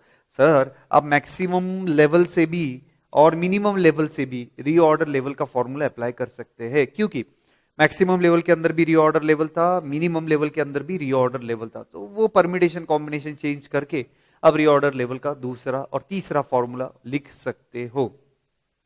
ठीक है, जैसे मैक्सिमम लेवल उसका फॉर्मूला क्या था? Reorder level plus reorder quantity minus minimum consumption into minimum lead time. तो रीऑर्डर लेवल एक side में रख दीजिएगा, बाकी सब लेफ्ट हैंड साइड के अंदर शिफ्ट कीजिएगा। ओके, सो मिनिमम लेवल का फॉर्मूला क्या था? Sir ji reorder level minus average consumption into average lead time. तो सर जी रीऑर्डर लेवल एक साइड में लिखिएगा, एवरेज कंजम्पशन शिफ्ट कर दीजिएगा, आपका आंसर आ जाएगा, है ना। तो ये रीऑर्डर लेवल है। तो रीऑर्डर लेवल क्या बोलता है? आपने ऑर्डर कब प्लेस करना चाहिए, कौन से लेवल पे आपने जो है वो नया ऑर्डर प्लेस करना चाहिए, ये इंफॉर्मेशन आपको देता है रीऑर्डर लेवल। आगे देखते हैं reorder quantity. Sir ji reorder quantity क्या है? जब आप मार्केट में जाएंगे और रॉ मटेरियल परचेस करेंगे तो एक साथ कितना क्वांटिटी आपने परचेस करना चाहिए, that quantity will be treated as a reorder quantity. ठीक है, तो गाइज वो जो रीऑर्डर क्वांटिटी ना, बार बार उतना आप ऑर्डर प्लेस करते हो। नाउ एक जबरदस्त इंपॉर्टेंट पॉइंट जो ऑलरेडी डिस्कशन हो चुका था प्रैक्टिकल क्वेश्चन के वक्त, गाइज कुछ स्टूडेंट कंफ्यूज होते हैं reorder quantity and economic order quantity. So ji EOQ क्या है? इकोनॉमिक ऑर्डर क्वांटिटी, कितने क्वांटिटी में ऑर्डर प्लेस करे सो दैट आपकी कॉस्ट इकोनॉमिक आ जाए, कितने क्वांटिटी में ऑर्डर प्लेस करे सो दैट आपकी ऑर्डरिंग कॉस्ट और कैरिंग कॉस्ट जो है वो इकोनॉमिक आ जाए, ये आपका फॉर्मूला था इकोनॉमिक ऑर्डर क्वांटिटी का। अब बहुत इंपॉर्टेंट सेंटेंस याद रखना, ये आपको आंसर के अंदर लिखना है। ठीक है sir ji, economic order quantity is a reorder quantity, but reorder quantity will not be may or may not be economic order quantity. Say for example, sir मेरी रिक्वायरमेंट है ना पूरे साल की 12,000 है, पूरे साल में 12,000 क्वांटिटी रॉ मटेरियल का परचेस करता हूं, है ना। मेरी ईओक्यू आई है 3,000, मेरी ईओक्यू आई है 3,000, तो मैं अगर 3,000 क्वांटिटी यानी ऑर्डर प्लेस करता हूं, एक साथ 3,000 क्वांटिटी परचेस करता हूं, तो यस ये क्या हो गया सर जी, मेरा रीऑर्डर क्वांटिटी हो गया सर जी। 3,000 क्या हो गया, रीऑर्डर क्वांटिटी हो गया। तो EOQ is a reorder quantity, but all reorder quantity is will not be a economic order quantity. Let's take example sir, आपकी एनुअल रिक्वायरमेंट 12,000 है, ईओक्यू 3,000 है, लेकिन 3,000 पे ऑर्डर प्लेस नहीं किया, 3,000 ऑर्डर प्लेस नहीं किया आपने, आपने 2,000 का ऑर्डर प्लेस किया, आपने 6,000 का ऑर्डर प्लेस किया, आपने 12,000 का ऑर्डर प्लेस किया। हाँ वो ऑर्डर यानी रीऑर्डर क्वांटिटी है, लेकिन ऑल रीऑर्डर क्वांटिटी में और may not be economic order quantity, but economic order quantity is a reorder quantity. ठीक है, जैसे हमने डिस्काउंट के क्वेश्चन सॉल्व किए थे, है ना, कि बल्क क्वांटिटी में अगर आप परचेस करेंगे तो डिस्काउंट मिलेगा। ठीक है, तो गाइस सपोज 6,000 क्वांटिटी आप एक साथ परचेस करते तो 5% डिस्काउंट मिलेगा। तो अगर हम लोग कैलकुलेशन करते, फिर ऑर्डरिंग कॉस्ट कितना लगता है, कैरिंग कॉस्ट कितना लगता है और परचेस प्राइस कितना लगता है, इन तीनों का हम लोग एडिशन करते थे और ईओक्यू का और वो डिस्काउंट पॉलिसी का हम लोग कंपैरिजन करते थे, जहां पे कॉस्ट कम आता था वो ऑप्शन हम लोग सिलेक्ट करते थे, है ना। तो सर जी तो point is that EOQ is a reorder quantity, but all reorder quantity are not EOQ. ये पॉइंट आपको याद रखना है। ठीक है, EOQ का फॉर्मूला सर जी नींद में भी आपको याद आएगा, under root of 2 into annual requirement into sir ji ordering cost per order divided by carrying cost per unit per annum. ठीक है, सो गाइज क्या है main important point, important point ये है सर कि रीऑर्डर क्वांटिटी यानी एक साथ कितना क्वांटिटी परचेस करना है, एंड रीऑर्डर लेवल का मतलब क्या है, वो कौन सा लेवल है स्टॉक का जो लेवल पे आपको नया ऑर्डर प्लेस करना है सो दैट आपका आउट ऑफ स्टॉक ना जाए। ठीक है, सो ये दो क्वेश्चन हमने बहुत इंपॉर्टेंट अच्छे से वर्कआउट किया है। अब गाइस बढ़ेंगे आगे एंड अगला क्वेश्चन है, how is slow moving and non moving item of stores detected and what steps are necessary to reduce such stock. जी हाँ गाइस, क्या बोला इन लोगों ने, आपके नॉन मूविंग स्टॉक और स्लो मूविंग स्टॉक आप कैसे डिटेक्ट करेंगे एंड आप कौन से स्टेप्स इनकर करेंगे टू रिड्यूस सच स्टॉक। जैसे मैंने आपको बताया गाइस, ये ऑलरेडी हम लोगों ने डिस्कस कर लिया था इन्वेंट्री टर्नओवर रेशियो के अंदर। कहां पे डिस्कस किया था, इन्वेंट्री टर्नओवर रेशियो। चलेगा, अब इसका जो है वो आंसर हम लोग देखेंगे।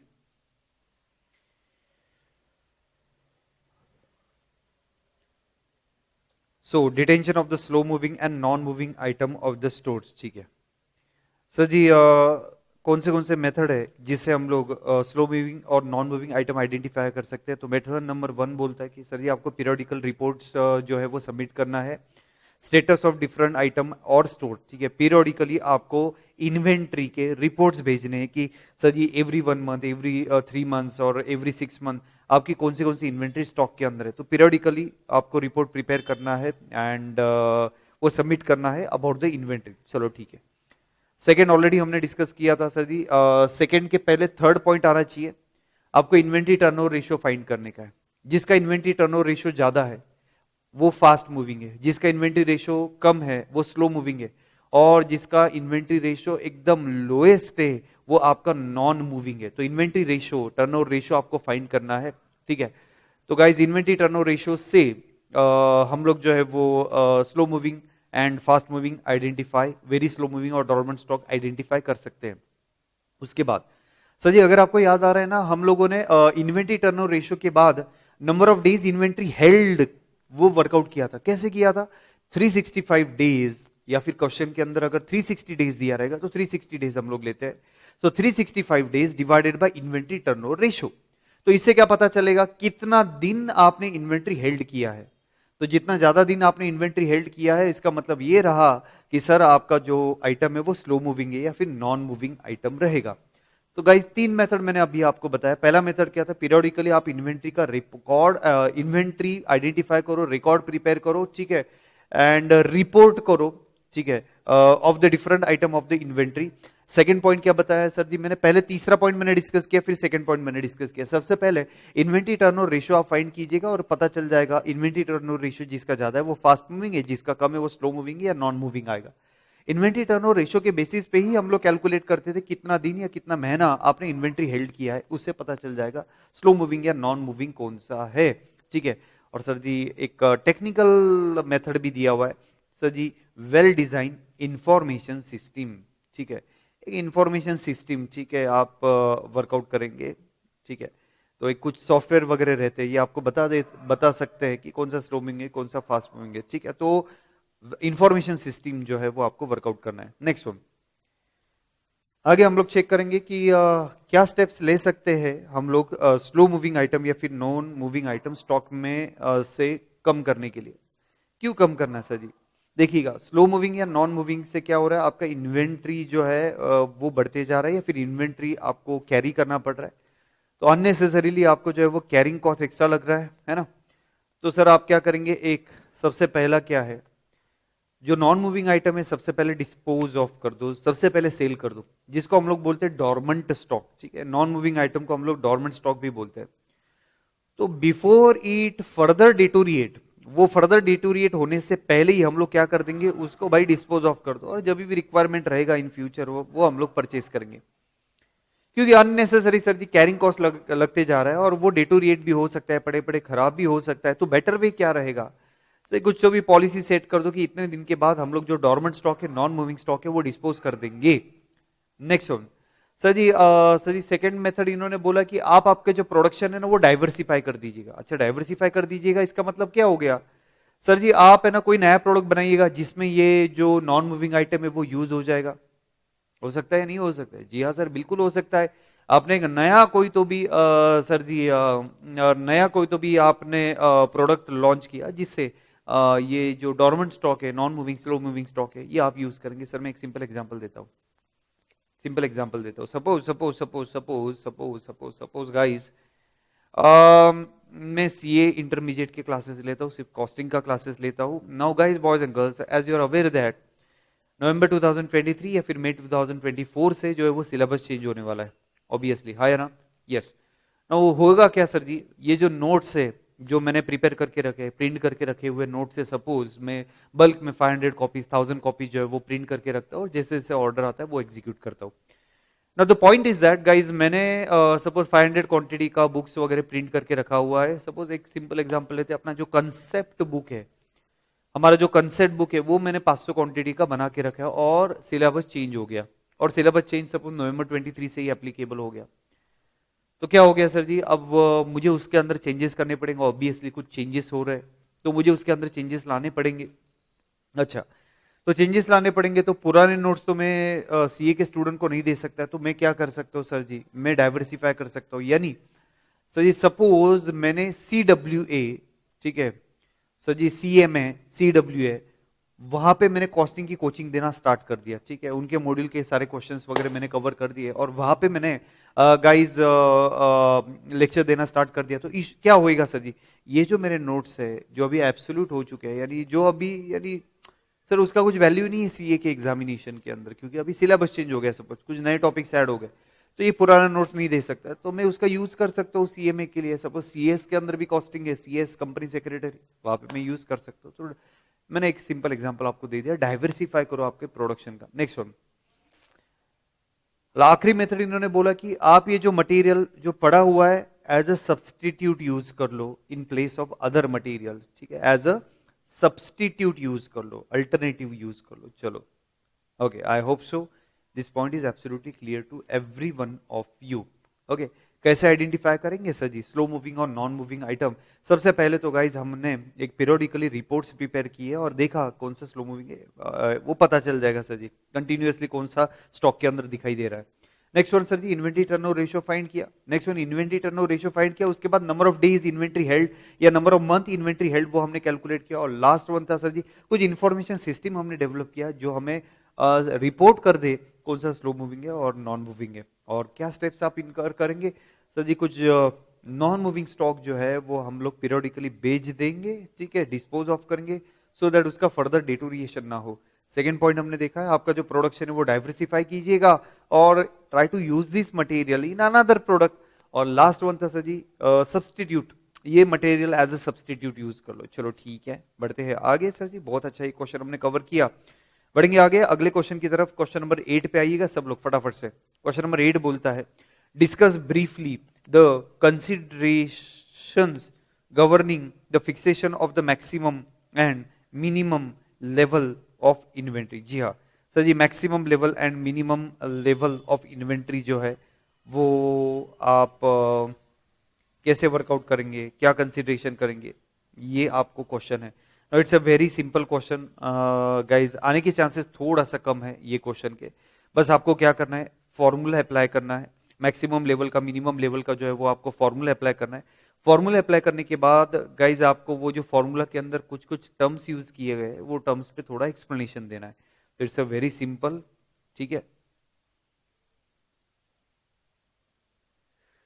सो चलिएगा,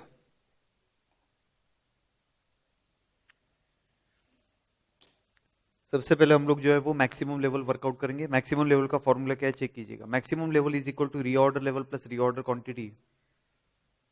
हाँ डर गया मैं, रीजन इज दैट फॉर्मूला हमने क्या देखा था, reorder level plus reorder quantity. अच्छा रीऑर्डर क्वांटिटी बाद में लिया हुआ है सर, कोई गलती नहीं हुई है, okay. Reorder level plus reorder quantity minus minimum consumption into minimum reorder period which is called as a lead time, minimum consumption into minimum lead time, चलेगा। So maximum level क्या है? It is a maximum quantity that can be held or maximum quantity that can be stored in our storeroom.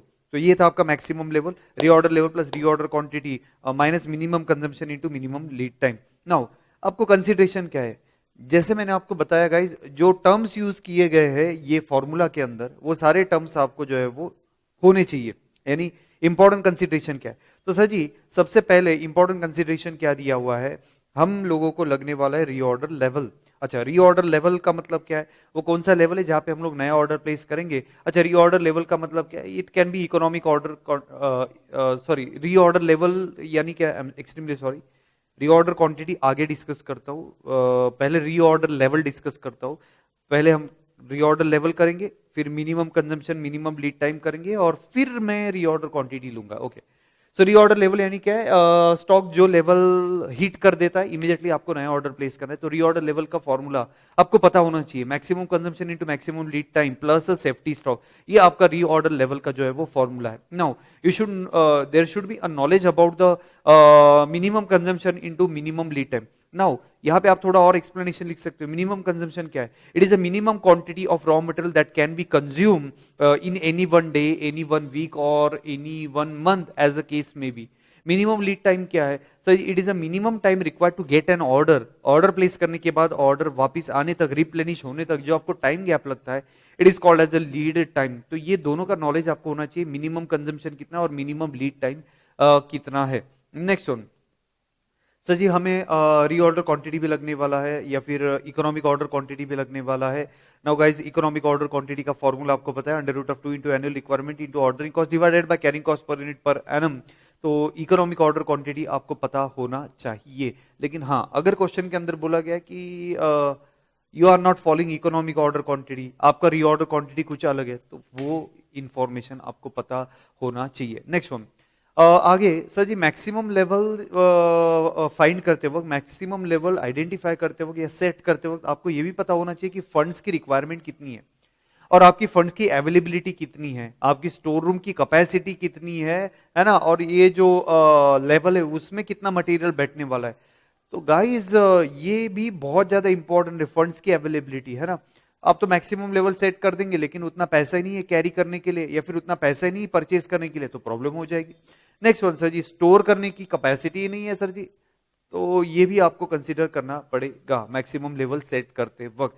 Next one, और एक और point है, अगर कुछ material का इरेगुलर सप्लाई है और वो इंपॉर्टेंट मटेरियल है, material is important but supply is irregular, है ना, तो उस केस के अंदर थोड़ा ज्यादा मैक्सिमम लेवल आप मेंटेन करेंगे, क्योंकि sir ji there should not be any shortage और स्टॉक आउट का सिचुएशन।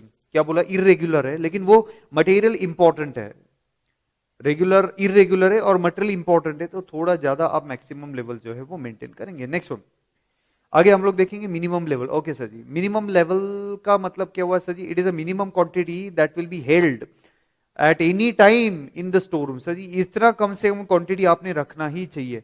सर हम लोगों ने जब ये लेक्चर में प्रैक्टिकल पॉइंट डिस्कस किया था, मैंने ये बताया था सर जी मिनिमम लेवल का मतलब क्या है।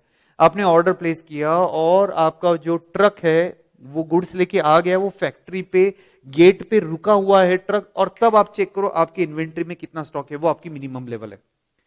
आपने ऑर्डर प्लेस किया, ऑर्डर प्लेस कब होता है? रीऑर्डर लेवल पे ऑर्डर प्लेस किया, आपका क्वांटिटी कम होते गया, कम होते गया, कम होते गया, क्योंकि लीड टाइम के अंदर मटेरियल यूज होते गया, तो आपका जो है वो कंजम्पशन होते होते स्टॉक कम होते गया।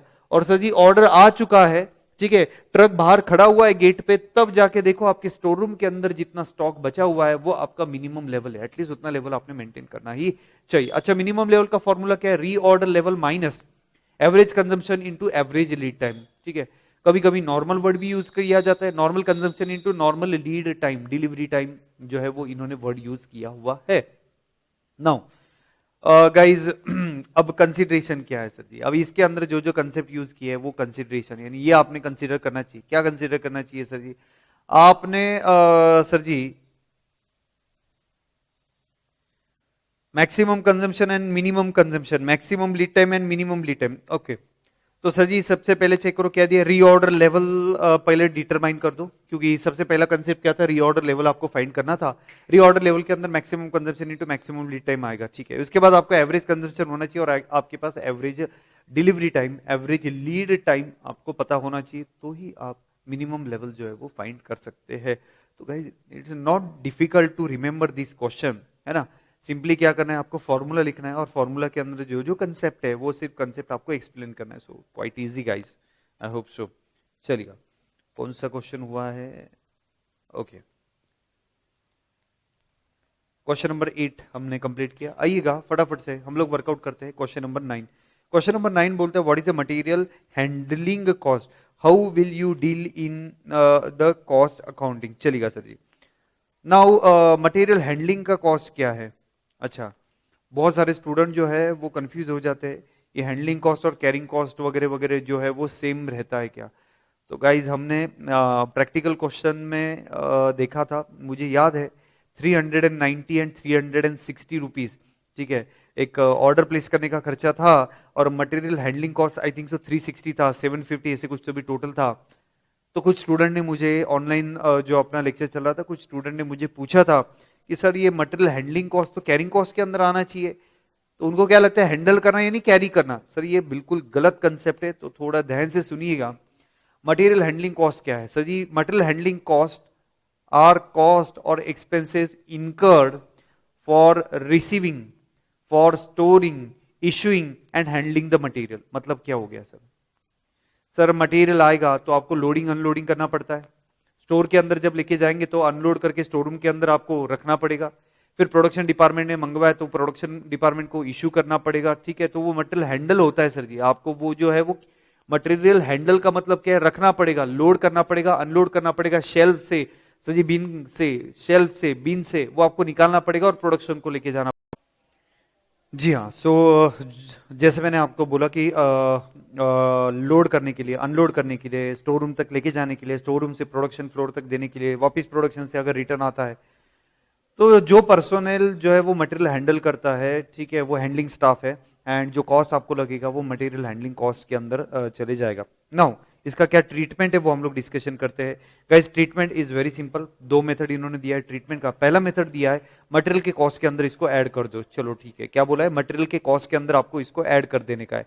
आपको एक सेपरेट मटेरियल हैंडलिंग का एक हेड बनाने का है, मटेरियल हैंडलिंग की कॉस्ट आप कैलकुलेट कर लो, ठीक है। फिर एक गाइस मेथड अप्लाई कर लो, जैसे कि टोटल मटेरियल हैंडलिंग की cost divided by total material की कॉस्ट, इससे आपको एक परसेंटेज आ गया कि टोटल मटेरियल कॉस्ट के कितना परसेंटेज मटेरियल हैंडलिंग का कॉस्ट है, अकॉर्डिंगली उतना कॉस्ट आप चार्ज कर सकते हो प्रोडक्शन के लिए। Next one is material handling का जो कॉस्ट है वो प्रोडक्शन ओवरहेड के अंदर आप ट्रांसफर कर दीजिएगा और कुछ सुटेबल बेसिस से प्रोडक्शन ओवरहेड एब्सॉर्ब कीजिएगा, जैसे कि यहाँ पे दिया मशीन ओवर रेट है, लेबर ओवर रेट है, एक्सेट्रा, इससे आप ओवरहेड एब्सॉर्ब करेंगे। चलिए याद रहे मटेरियल हैंडलिंग की जो कॉस्ट है वो अलग है, क्या बोलो, मटेरियल हैंडलिंग की जो कॉस्ट है वो अलग है, एंड आपकी जो गाइस कैरिंग कॉस्ट है वो अलग है। हैंडल का मतलब बस ये है लोड और अनलोड करने के लिए जो आपको खर्चा लगने वाला है वो यहाँ पे कवर होएगा। दो मेथड दिया है इसके ट्रीटमेंट का। सर जी पहला ट्रीटमेंट इन्होंने दिया हुआ है कि गाइस आपका मटेरियल हैंडलिंग का जो कॉस्ट है वो मटेरियल के कॉस्ट के अंदर ऐड कर दीजिएगा, और एक मेथड अप्लाई करो, परसेंटेज वगैरह फाइंड करो कि टोटल हैंडलिंग की cost divided by total material की कॉस्ट, एक परसेंटेज आ जाएगा कि टोटल मटेरियल कॉस्ट की कितना परसेंटेज हैंडलिंग का कॉस्ट है। जैसे जैसे मटेरियल इश्यू करते जाएंगे वैसे वैसे हैंडलिंग की कॉस्ट आपको लगती जाएगी। चलिए आगे, ओवरहेड को आप ट्रांसफर कर सकते हो। नेक्स्ट आगे बढ़ते हैं गाइस, क्वेश्चन नंबर 10 के ऊपर आते हैं। ऑलरेडी ये क्वेश्चन बहुत डिटेल के अंदर प्रैक्टिकल के वक्त डिस्कशन हुआ था। क्वेश्चन नंबर 10 बोलता है, at the time of physical stock taking it was found that the that actual stock level was different from the clerical or computer record. What can be the possible reasons for such differences? How will you deal with such differences? Sir ji देखो, stock का record तीन जगह पे रहता है। कौन से तीन जगह पे? एक आपका बिन कार्ड है, यानी स्टोर रूम के अंदर जो रिकॉर्ड मेंटेन किया गया है वो आपका बिन कार्ड है। सर जी सेकंड क्या है गाइज? आपका स्टोर्स लेजर कार्ड है। अकाउंट्स डिपार्टमेंट जो रिकॉर्ड मेंटेन करते हैं वो आपका स्टोर्स लेजर कार्ड है। और तीसरा गाइज फिजिकल काउंटिंग होता है इन्वेंट्री का। तो ये तीनों जगह पे सर जी में there is a possibility that material का क्वांटिटी मैच ना हो। जैसे कि बिन कार्ड के अंदर 100 क्वांटिटी दिख रहा है, स्टोर्स लेजर कार्ड के अंदर 90 क्वांटिटी दिख रहा है, फिजिकली काउंट किया तो 80 क्वांटिटी दिख रहा है, तो डिस्क्रिपेंसी हो सकता है। इसके क्या रीजन हो सकते हैं? रीजन हमने देखा था guys, material issued to the production but not recorded. Material आपने प्रोडक्शन को इश्यू कर दिया लेकिन रिकॉर्ड करना रह गया है। Material received, material purchase but not recorded. ठीक है, इसके बाद गाइज मटेरियल रिटर्न आया है प्रोडक्शन से, या फिर कोई प्रोडक्शन सेल्स या फिर एडमिनिस्ट्रेशन डिपार्टमेंट को मटेरियल दिया था, वहां से मटेरियल रिटर्न आया है, आपने एंट्री करना रह गया है। ठीक है, या फिर आपने मटेरियल रिटर्न कर दिया सप्लायर को और उसकी एंट्री पास करनी बाकी है, ये भी हो सकता है। नॉर्मल लॉस हो सकता है आपके मटेरियल का, एबनॉर्मल लॉस हो सकता है आपके मटेरियल का, डिस्क्रिपेंसी हो सकती है सर जी, पिलफरेज हो सकता है। तो this can be the reason. और एक रीजन हमने देखा था, रॉन्ग अकाउंटिंग एंट्री आपने पास किया। ठीक है, कोई और मटेरियल का ही आपने बिन कार्ड अपडेट कर दिया, या फिर कोई और मटेरियल का ही आपने प्राइस स्टोर्स लेजर कार्ड जो है वो अपडेट कर दिया, या फिर सर जी रॉन्ग काउंटिंग भी पॉसिबल है। तो ये सारे रीजंस है। नाउ आगे हम लोग देखेंगे, discuss the accounting treatment of spoilage and defective in cost accounting. जी हाँ, स्पॉइलेज एंड डिफेक्टिव की जो अकाउंटिंग ट्रीटमेंट है वो हम लोगों को देखना है। बहुत ज्यादा इंपॉर्टेंट ये क्वेश्चन है guys, let's discuss now. Guys जो स्पॉइलेज है उसको दो कैटेगरी के अंदर यहाँ पे डिवाइड किया गया है। एक आएगा आपका नॉर्मल स्पॉइलेज और एक आएगा आपका एबनॉर्मल स्पॉइलेज। तो सबसे पहले जो डिस्कशन करेंगे वो आएगा आपका नॉर्मल स्पॉइलेज का। Everyone please concentrate. सो जो इनहरंट है, वर्ड यूज किया इन लोगों ने इनहरंट, यानी ये नॉर्मली होने ही वाला है। तो गाइज इसका हम लोग क्या करेंगे, जो भी कुछ नॉर्मल स्पॉइलेज हुआ है वो हम लोग चार्ज करेंगे, आइदर गाइज प्रोडक्शन ऑर्डर को चार्ज करेंगे या फिर प्रोडक्शन ओवरहेड को चार्ज करेंगे। प्रोडक्शन ऑर्डर यानी किसी स्पेसिफिक जॉब के अंदर अगर गाइज हमारा स्पॉइलेज हुआ है तो वो जॉब को हम लोग चार्ज करेंगे, या फिर ओवरहेड को हम लोगों को चार्ज करना पड़ेगा। लेकिन ये स्पॉइलेज जो गुड्स है इससे हम लोगों को अगर कुछ रिकवरी होता है, कुछ पैसा मिलता है, तो वो जो है वो प्रोडक्शन कॉस्ट को क्रेडिट किया जाएगा या फिर ओवरहेड को क्रेडिट किया जाएगा। जैसे ऑलरेडी हम लोगों ने डेबिट किया था स्पॉइलेज वाले कॉस्ट का, तो अगर कुछ रिकवरी होता है तो हम लोग जो है वो क्रेडिट साइड के अंदर लिखेंगे। नेक्स्ट वन, लेकिन इनहरंट नहीं है सर जी, ये एबनॉर्मल रीजन की वजह से अगर स्पॉइलेज हुआ है तो वो हम लोग स्पेसिफिकली डायरेक्टली चार्ज कर देंगे costing profit and loss account को। चलिएगा नेक्स्ट वन गाइज, सो हम लोगों ने क्या देखा, स्पॉइलेज जो है उसका दो कैटेगरी हो सकता है, एक इनहरंट है और एक नॉट एन इनहरंट। तो जो इनहरंट है, जो नॉर्मली होने ही वाला है, वो आइदर आप जो है वो प्रोडक्शन कॉस्ट को या फिर प्रोडक्शन जॉब को या स्पेसिफिक जो जॉब आप परफॉर्म कर रहे हो उसको चार्ज कर दीजिएगा, या फिर आपको ये प्रोडक्शन ओवरहेड को पास ऑन करना पड़ेगा। लेकिन अगर कुछ रिकवरी होता है तो ऑब्वियसली क्रेडिट में हम लोग लिखेंगे आइदर प्रोडक्शन ओवरहेड के या फिर वो जॉब के, प्रोडक्शन जॉब के। नाउ अगर एबनॉर्मल रीजन रहेगा तो हम लोग directly costing profit and loss account के अंदर ट्रांसफर करेंगे। चलिएगा अब आगे, डिफेक्टिव क्या है? सर जी डिफेक्टिव ऑलरेडी हम लोगों ने डिस्कस किया कि डिफेक्टिव का मतलब क्या है, वो एज पर द स्टैंडर्ड नहीं बना हुआ है, ठीक है। एज पर जो आपके स्पेसिफिकेशन है उसके हिसाब से अगर गुड्स नहीं बनता है फाइनल प्रोडक्ट, तो उसको हम लोग बोलेंगे डिफेक्टिव। नाउ गाइज प्रॉब्लम आता है इसके अकाउंटिंग में, और अकाउंटिंग में क्या प्रॉब्लम आता है, ये जो डिफेक्टिव यूनिट्स है उसको हम लोगों को रेक्टिफिकेशन की कॉस्ट लगती है, रीवर्क की कॉस्ट लगती है, उसकी वजह से इसके ट्रीटमेंट को प्रॉब्लम आता है। नाउ गाइज इसकी क्या ट्रीटमेंट रहेगा डिफेक्टिव का, वो हम लोग चेक करते हैं। इसमें भी जो डिफेक्टिव है वो नॉर्मल एंड एबनॉर्मल के अंदर डिवाइड किया गया है। एबनॉर्मल जो है वो डायरेक्टली आपको पास ऑन करना पड़ेगा costing profit and loss account के लिए, और नॉर्मल अगर है डिफेक्टिव, ठीक है, तो उसका जो भी कुछ रेक्टिफिकेशन का वगैरह कॉस्ट है, तो कहाँ पे चार्ज करेंगे, ऑलरेडी ये कुछ पॉइंट डिस्कस हुआ है।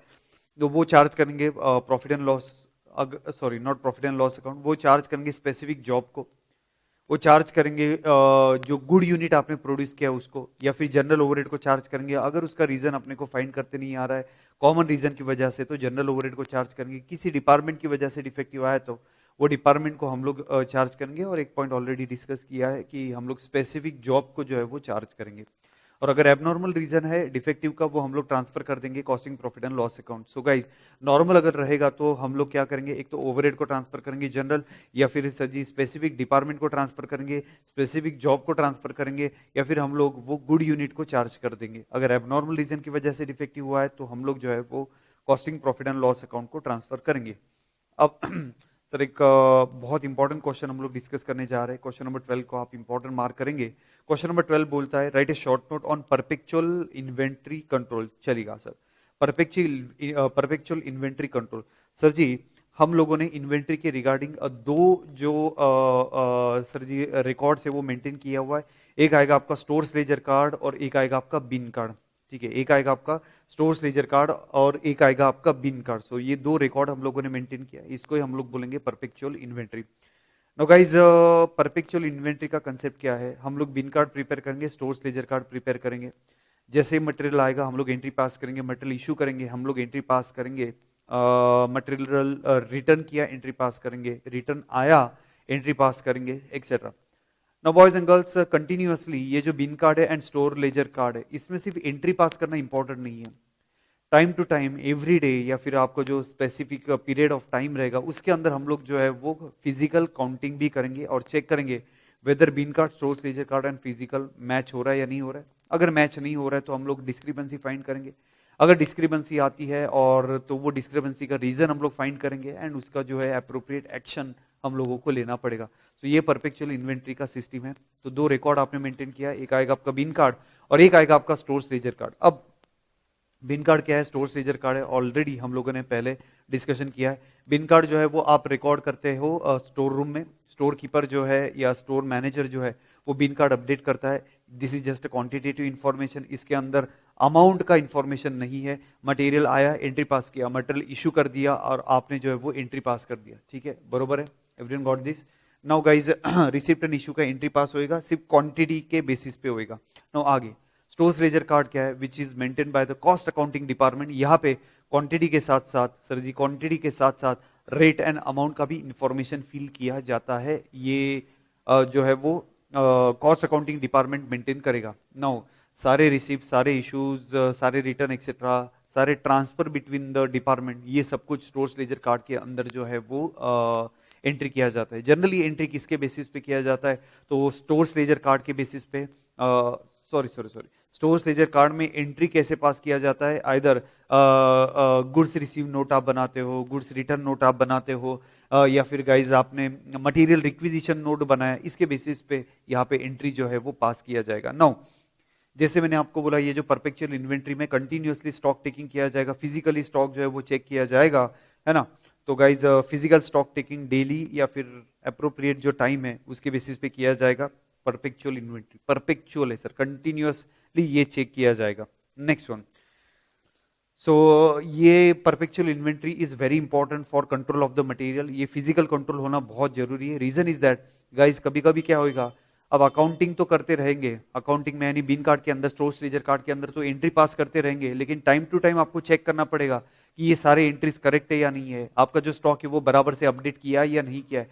तो इससे आपका मटेरियल जो है वो कंट्रोल होएगा। नेक्स्ट वन ये कंटिन्यूस स्टॉक टेकिंग है, इसलिए इसको परपेचुअल वर्ड यूज किया हुआ है। नाउ सर ये जो परपेचुअल इन्वेंट्री, इसका सक्सेस किस पे डिपेंड करता है, इसका इंफॉर्मेशन दिया गया है। सो सबसे पहले इसका सक्सेस जो है वो डिपेंड करता है, सबसे पहला पॉइंट है स्टोर्स लेजर कार्ड की बेसिस पे। Now sir ji stores ledger card क्या है? स्टोर्स लेजर कार्ड में quantity as well as rate और अमाउंट का इंफॉर्मेशन दिया जाता है। तो एक्यूरेटली आपने स्टोर्स लेजर कार्ड मेंटेन करना चाहिए। नेक्स्ट वन, एक्यूरेटली आपने बिन कार्ड जो है वो मेंटेन करना चाहिए, ठीक है। उसके बाद गाइज आपको जो है वो टाइम टू टाइम चेक करना है, सर जी रिकनसाइल करना है time to time. Stores ledger card and bin card में जो भी कुछ डिफरेंस आता है वो आपको रिकनसाइल करना है। एंड गाइज साथ में आपको फिजिकल काउंटिंग भी बहुत जरूरी है। एंड फिजिकल काउंटिंग में अगर कोई डिस्क्रिपेंसी आता है, वो डिस्क्रिपेंसी आपको रिकॉर्ड करना पड़ेगा प्रॉम्प्टली। आपको जो है वो डिस्क्रिपेंसी इन्फॉर्म करना पड़ेगा between the physical and that bin card and stores ledger card के अंदर। अगर कुछ डिफरेंस है तो वो आपको time to time discrepancy find करना पड़ेगा। अगर डिस्क्रिपेंसी आता है तो करेक्टिव एक्शन भी आपको लेना पड़ेगा, ठीक है। और डिस्क्रिपेंसी किस रीजन की वजह से आता है, वो जो रूट कॉज है वो आपको इलिमिनेट करना है। तो गाइज ये सक्सेस किस पे डिपेंड करता है? बहुत ही सिंपल मेथड है। सक्सेस डिपेंड करता है स्टोर्स लेजर कार्ड पे, सक्सेस डिपेंड करता है बिन कार्ड पे, सक्सेस डिपेंड करता है सर जी आप जो है वो कंपेयर करेंगे time to time stores ledger card and bin card साथ में। नेक्स्ट पॉइंट इन्होंने बोला कि फिजिकल भी आपको कंटिन्यूअसली काउंट करना पड़ेगा। उसके बाद आपको एक्सप्लेन करना पड़ेगा अगर कुछ डिस्क्रिपेंसी है, और उसके बाद सर जी अगर डिस्क्रिपेंसी है तो आपको करेक्टिव एक्शन लेना पड़ेगा। जैसे कि रॉन्ग एंट्री हुआ रहेगा तो सर जी करेक्टिव एंट्री आप पास कीजिएगा, रेक्टिफिकेशन एंट्री आपको पास करना पड़ेगा। अगर एंट्री मटेरियल रिसीव हुआ है, एंट्री पास नहीं हुआ है, मटेरियल इश्यू हुआ है, एंट्री पास नहीं हुआ है, तो आपको करेक्टिव या फिर आपको जो एंट्री है जो रह गया है वो आपको पास करना पड़ेगा, ठीक है। तो नॉर्मल लॉस है तो absorb by the good unit, abnormal loss है तो कॉस्टिंग पेंडल को वगैरह वगैरह ट्रांसफर करना पड़ेगा। तो आपको जो है वो करेक्टिव एक्शन लेना पड़ेगा। एंड सर डिस्क्रिपेंसी किस रीजन की वजह से आता है, वो जो रूट कॉज है वो आपको इलिमिनेट करना है, ठीक है। नाउ सर जी ये जो परपेचुअल इन्वेंट्री है इसका जो एडवांटेजेस है ये हम लोगों को देखना है। Sir ji physical stock can be counted and book balance adjusted as and when desired without waiting for entire stock taking. क्या बोला है sir ji? Physical stock count हो सकता है, बुक बैलेंस एडजस्ट हो सकता है एज एंड व्हेन रिक्वायर। इसके लिए पूरा स्टॉक का चेकिंग करना जरूरी नहीं है। हमने क्या किया हुआ है, एक स्टोर्स लेजर कार्ड और बिन कार्ड, हर एक मटेरियल का हम लोगों ने स्टोर्स लेजर कार्ड अलग रखा हुआ है, हर एक बिन का हम लोगों ने बिन कार्ड जो है वो अलग रखा हुआ है। तो आपको कोई स्पेसिफिक स्टॉक का चेकिंग करना है तो वो हो सकता है, आपको सारे स्टॉक का चेक करने की जरूरत नहीं रहेगी, ठीक है। नाउ गाइज फटाफट से हमारा कंपाइलेशन हो जाएगा प्रॉफिट एंड लॉस अकाउंट, क्योंकि सर जी आपको इंटरिम पीरियड यानी 31 मार्च के पहले कभी तो भी क्वार्टरली या मंथली अगर आपको पी एंड एल अकाउंट बनाने का है तो सर जी प्रॉम्प्ट डेटा आपके पास अवेलेबल रहेगा इन्वेंट्री का, कि आपका क्लोजिंग इन्वेंट्री कितना रहेगा। आपको बस करना इतना है, बिन कार्ड देखना है, स्टोर्स लेजर कार्ड देखना है। स्टोर्स लेजर कार्ड जितने भी आपके स्टोर्स लेजर कार्ड है उसका अगर आपने बैलेंस चेक कर दिया, देखो 3 कॉलम थे, एक रिसिप्ट का कॉलम था, एक इशूड का कॉलम था और एक बैलेंस का कॉलम था। बस आपको करना क्या है कि सर जी बैलेंस का जो है वो जितने भी स्टोर्स लेजर कार्ड है उसके बैलेंस का आपको टोटल लेना है, आगे आपका इन्वेंट्री का रिकॉर्ड। तो गाइज जब आप interim profit and loss account prepare करते हो तो आपको स्टॉक लगेगा, क्लोजिंग स्टॉक लगता है, तो क्लोजिंग स्टॉक का डेटा आपको रेडीली अवेलेबल हो जाएगा, बस आपको स्टोर्स लेजर कार्ड का एडिशन करना है। नेक्स्ट वन सर जी डिस्क्रिपेंसी इजीली लोकेट हो सकता है, discrepancy can be located easily, corrective action can be taken immediately, promptly हम लोग करेक्टिव एक्शन जो है वो ले सकते हैं। अब डिस्क्रिपेंसी फाइंड करने के लिए जैसे हम लोगों ने डिस्कस किया, बिन कार्ड को स्टोर्स लेजर कार्ड के साथ कंपेयर करेंगे, फिजिकल काउंटिंग करेंगे, अगर डिफरेंस आता है तो इमीडिएटली कहाँ पे डिफरेंस है वो पता चल जाएगा। इसके लिए सर जी सारा इन्वेंट्री चेक करने की जरूरत नहीं है, आप क्या करेंगे shelf by shelf stores ledger card और बिन कार्ड का कंपैरिजन करेंगे, चलेगा। सो डिस्क्रिपेंसी अर्ली डिटेक्शन हो सकता है। नेक्स्ट वन सर आगे जो आपको इंफॉर्मेशन दिया हुआ है, systematic review of the perpetual inventory reveals the existence of a surplus, dormant, obsolete and slow moving material so that remedial measure may be taken in time। इन्होंने information क्या दिया गया है, अगर आपका कुछ स्टॉक जो है वो डॉर्मेंट है, ऑब्सोल्यूट स्टॉक है, स्लो मूविंग स्टॉक है, तो इमीडिएटली आपको इंफॉर्मेशन पता चल जाएगा। हमने ऑलरेडी कुछ पॉइंट डिस्कस किया था, ऑब्सोल्यूट स्टॉक रहेगा या फिर स्लो मूविंग स्टॉक रहेगा, उस केस के अंदर क्या करना है, ऑब्सोल्यूट और स्लो मूविंग वो हम लोगों को डिस्पोज ऑफ करना है। अननेसेसरी क्या होता है, इन्वेंट्री कैरिंग कॉस्ट लगते जाता है, ये भी हम लोगों ने पॉइंट डिस्कस किया। तो सर ये परपेचुअल इन्वेंट्री से पता चल जाएगा फास्ट मूविंग, स्लो मूविंग वगैरह वगैरह स्टॉक कौन सा है। नेक्स्ट वन सर जी, हम लोग क्या करेंगे, परपेचुअल इन्वेंट्री के बेसिस पे हम लोग कोई लेवल्स फाइंड कर सकते हैं, लेवल आइडेंटिफाई कर सकते हैं, मैक्सिमम लेवल, मिनिमम लेवल, वो जो लेवल्स है, average level, danger level, reorder level, ये हम लोग मेंटेन कर सकते हैं एंड कंटिन्यूसली उसका चेक कर सकते हैं अगर आप परपेचुअल इन्वेंट्री जो है वो फॉलो करते हैं। क्लियर है गाइस? सो बहुत अच्छा ये क्वेश्चन था। परपेचुअल इन्वेंट्री के अंदर क्या क्या आएगा सर जी? बिन कार्ड आएगा, स्टोर्स लेजर कार्ड आएगा। फिर आपको एक्सप्लेन करना है बिन कार्ड के अंदर क्या लिखा जाता है, स्टोर्स लेजर कार्ड के अंदर क्या लिखा जाता है। हर एक मटेरियल के लिए स्टोर्स लेजर कार्ड जो है वो अलग रहता है। सक्सेस किस पे डिपेंड करता है? तो सक्सेस डिपेंड करता है स्टोर्स लेजर कार्ड पे, बिन कार्ड पे। उसके बाद गाइज आपको कंटिन्यूअसली जो है वो रिकनसाइल करना है स्टोर्स लेजर कार्ड और बिन कार्ड, फिजिकल भी काउंट करने का है continuously, and guys corrective action लेने का है, या फिर गाइज रेक्टिफिकेशन एंट्री वगैरह आपको पास करनी पड़ेगी डिस्क्रिपेंसी अगर आता है तो। इसके बाद एडवांटेजेस क्या है sir ji?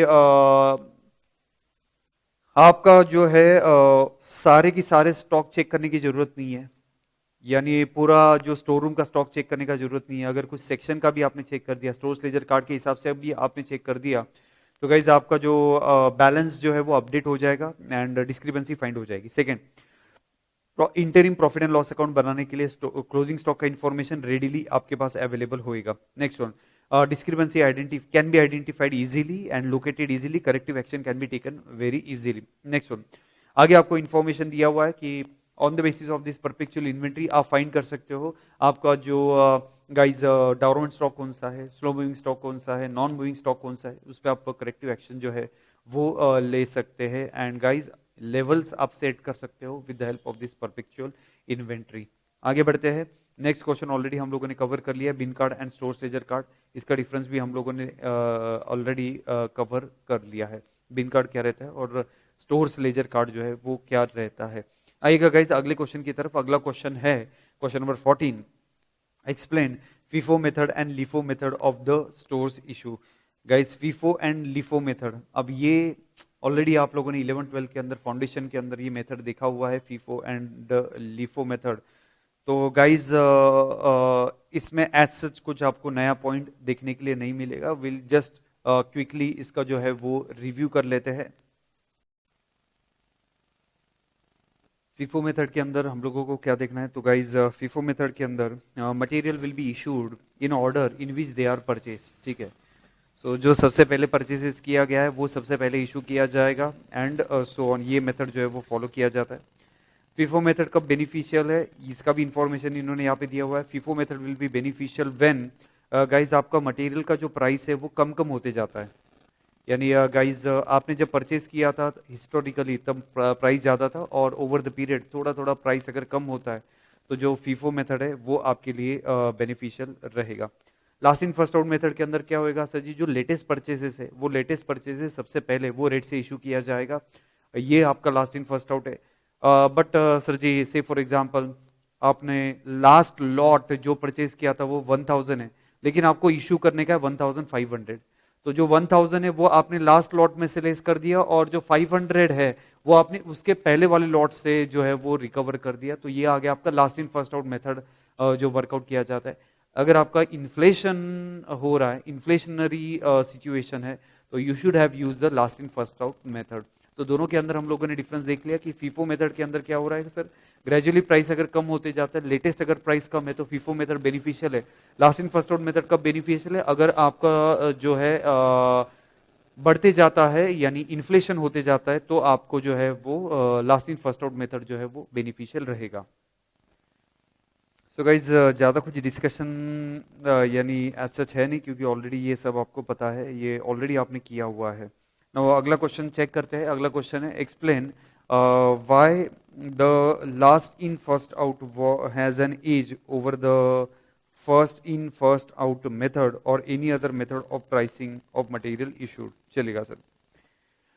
Guys last in LIFO method क्यों बेनिफिशियल है, तो सर जी LIFO मेथड के अंदर करंट सिचुएशन, करंट जो प्राइस है वो सबसे पहले आइडेंटिफाई होएगा। रीजन इज दैट जब आप मटेरियल इशू करेंगे तो लेटेस्ट परचेसेस का जो प्राइस है उस पर आप इशू करेंगे। सो पहला पॉइंट क्या दिया है एडवांटेज का, the cost of the material issued will be reflecting the current market price. अभी का जो मार्केट प्राइस चल रहा है वो प्राइस रिफ्लेक्ट होएगा। Next one sir,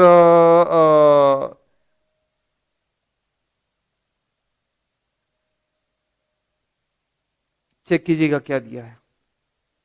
use of the method during the period of rising prices does not reflect undue high profit in the income statement.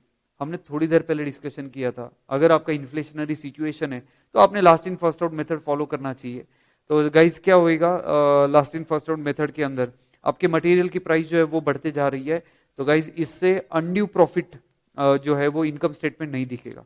मतलब ये हो गया सर, अगर आप यहाँ पे फीफो मेथड फॉलो कर रहे हैं इन्फ्लेशनरी सिचुएशन के अंदर, तो गाइज यानी जो लेटेस्ट परचेसेस है वो आप बाद में इशू करेंगे, लेकिन जो पहले वाला परचेसेस है वो आप इमीडिएटली इशू करेंगे, तो क्या होएगा, मटेरियल का जो इशू प्राइस है वो पुराने वाला रहेगा जो कम रहेगा, तो अनड्यू आपका प्रॉफिट जो है वो ज्यादा दिखेगा। ये इन्होंने इंफॉर्मेशन दिया है। Next one, but in case of falling the prices profit tend to rise due to the lower material cost, yet the finished goods appear to be more competitive and are at the market price। चलो ठीक है, अगर material की price कम भी हो रही है तो भी कोई प्रॉब्लम नहीं है sir ji. Reason is that अगर मटेरियल की प्राइस आपकी कम कम होते जा रही है तो भी क्या होएगा सर जी, आपको कॉम्पिटिटिव एडवांटेज मिलेगा। कॉम्पिटिटिव एडवांटेज क्यों मिलेगा, क्योंकि लेटेस्ट प्राइस कम रहेगा मटेरियल का जो आप इशू कर रहे हो, तो प्राइस अगर कम रहेगा तो गाइज आपका जो है वो सेलिंग प्राइस इससे कम आएगा, सेलिंग प्राइस कम आएगा तो कॉम्पिटिटिव आपको एडवांटेज मिलेगा। नेक्स्ट वन, ऑलरेडी ये पॉइंट डिस्कस हो गया कि इन्फ्लेशन में LIFO will give correct profit. चलिए आगे बढ़ते हैं guys. Difference between the scrap and defective, how they are treated in accounting. चलिएगा सर जी, ये जो स्क्रैप है वो आई थिंक जो स्क्रैप का हमने ऑलरेडी डिस्कशन कर दिया है। तो स्क्रैप क्या है, इंसिडेंटल है, इट इज अ रेसिड्यू है, यानी प्रोडक्शन करते वक्त मटेरियल का जो लॉस होता है, मटेरियल का जो वेस्टेज होता है कटिंग के अंदर एक्सेट्रा एक्सेट्रा, वो आपका स्क्रैप के अंदर आएगा। स्क्रैप का अमाउंट जो है वो एकदम निग्लिजिबल रहता है, वैल्यू एकदम कम होता है। Next one sir ji, recoverable without further processing, पूरा पॉइंट पढ़ते हैं। Scrap is a incidental residence from the certain type of manufacture, usually of the small amount and low value, recoverable without further processing। Sir ji recoverable without further processing का मतलब क्या है, scrap आपको further process करने का जरूरत नहीं, वो एज सच आपको मिल जाएगा scrap. Next one, the cost of scrap is borne by the good unit and income from the scrap is treated as other income. ठीक है, जो स्क्रैप हुआ है वो गुड यूनिट बोन करेगा, एंड अगर कुछ इनकम आता है तो गाइज अदर इनकम हम लोग costing profit and loss account की क्रेडिट साइड के अंदर लिखेंगे। डिफेक्टिव क्या है, now guys defective already sir ji हमने डिस्कशन किया है कि defective is production which is not as per the specification, not as per the standard set by you. ठीक है, वो गुड्स को अपन बोलेंगे डिफेक्टिव। डिफेक्टिव को क्या करना पड़ता है, रेक्टिफिकेशन करना पड़ता है, फिर नॉर्मल और एबनॉर्मल, है ना guys. Normal defective can be avoided by quality control, normal defective are charge to the good unit, and abnormal रहेगा तो वो आपको costing profit and loss account को ट्रांसफर करना पड़ेगा। चलो ये पॉइंट हुआ है इसलिए थोड़ा फास्ट लिया मैंने। नेक्स्ट अगले क्वेश्चन की तरफ चलते हैं, चलो खत्म होते आ गए। अगला क्वेश्चन बोलता है, question number 17, explain the obsolescence and circumstances under which material become obsolete, state the steps to be taken for its treatment. Obsolescence की ट्रीटमेंट इन्होंने पूछा गया है। नाउ गाइस ये क्या है, ऑब्सोलेंसेस क्या है sir ji, loss in intrinsic value, क्या बोला है, loss in the intrinsic value of an asset due to its separation. Guys पड़े पड़े खराब होना, इसको हम लोग बोलेंगे ऑब्सोलेंसेस। पड़े पड़े खराब होना उसको हम लोग बोलेंगे ऑब्सोलेंसेस। कुछ एक्सपायरी डेट रहता है किसी प्रोडक्ट का, उसके बाद यानी वो वैल्यू कम हो जाता है वो प्रोडक्ट है, फिर जीरो हो जाता है। Next one sir ji, material absolute कब होता है, उसके कुछ सिचुएशन हमने देखा है। मटेरियल ऑब्सोल्यूट कब होता है, नाउ गाइज आप जो स्पेयर पार्ट है या फिर कंपोनेंट है सर जी मशीनरी के लिए यूज कर रहे थे इन manufacture, and that machinery become obsolete. जो कंपोनेंट लग रहा था, जो स्पेयर पार्ट लग रहा था, वो किसी मशीन के लिए लग रहा था और मशीन ही डायरेक्टली ऑब्सोल्यूट हो गया। आपने एक नया मशीन परचेज कर लिया, ठीक है, कोई एडवांस मशीन आपने परचेज कर लिया, टेक्नोलॉजी चेंज हो गया, तो पुराने वाला जो मशीन है वो इतना अभी इंपॉर्टेंट नहीं रहा, उस पर प्रोडक्शन नहीं हो रहा है, तो गाइज आपके वो जो मटेरियल जो मशीन के लिए स्पेसिफिक यूज होने वाले थे वो हो गए आपके ऑब्सोल्यूट। चलेगा सर, अगला पॉइंट हम लोग देखते हैं।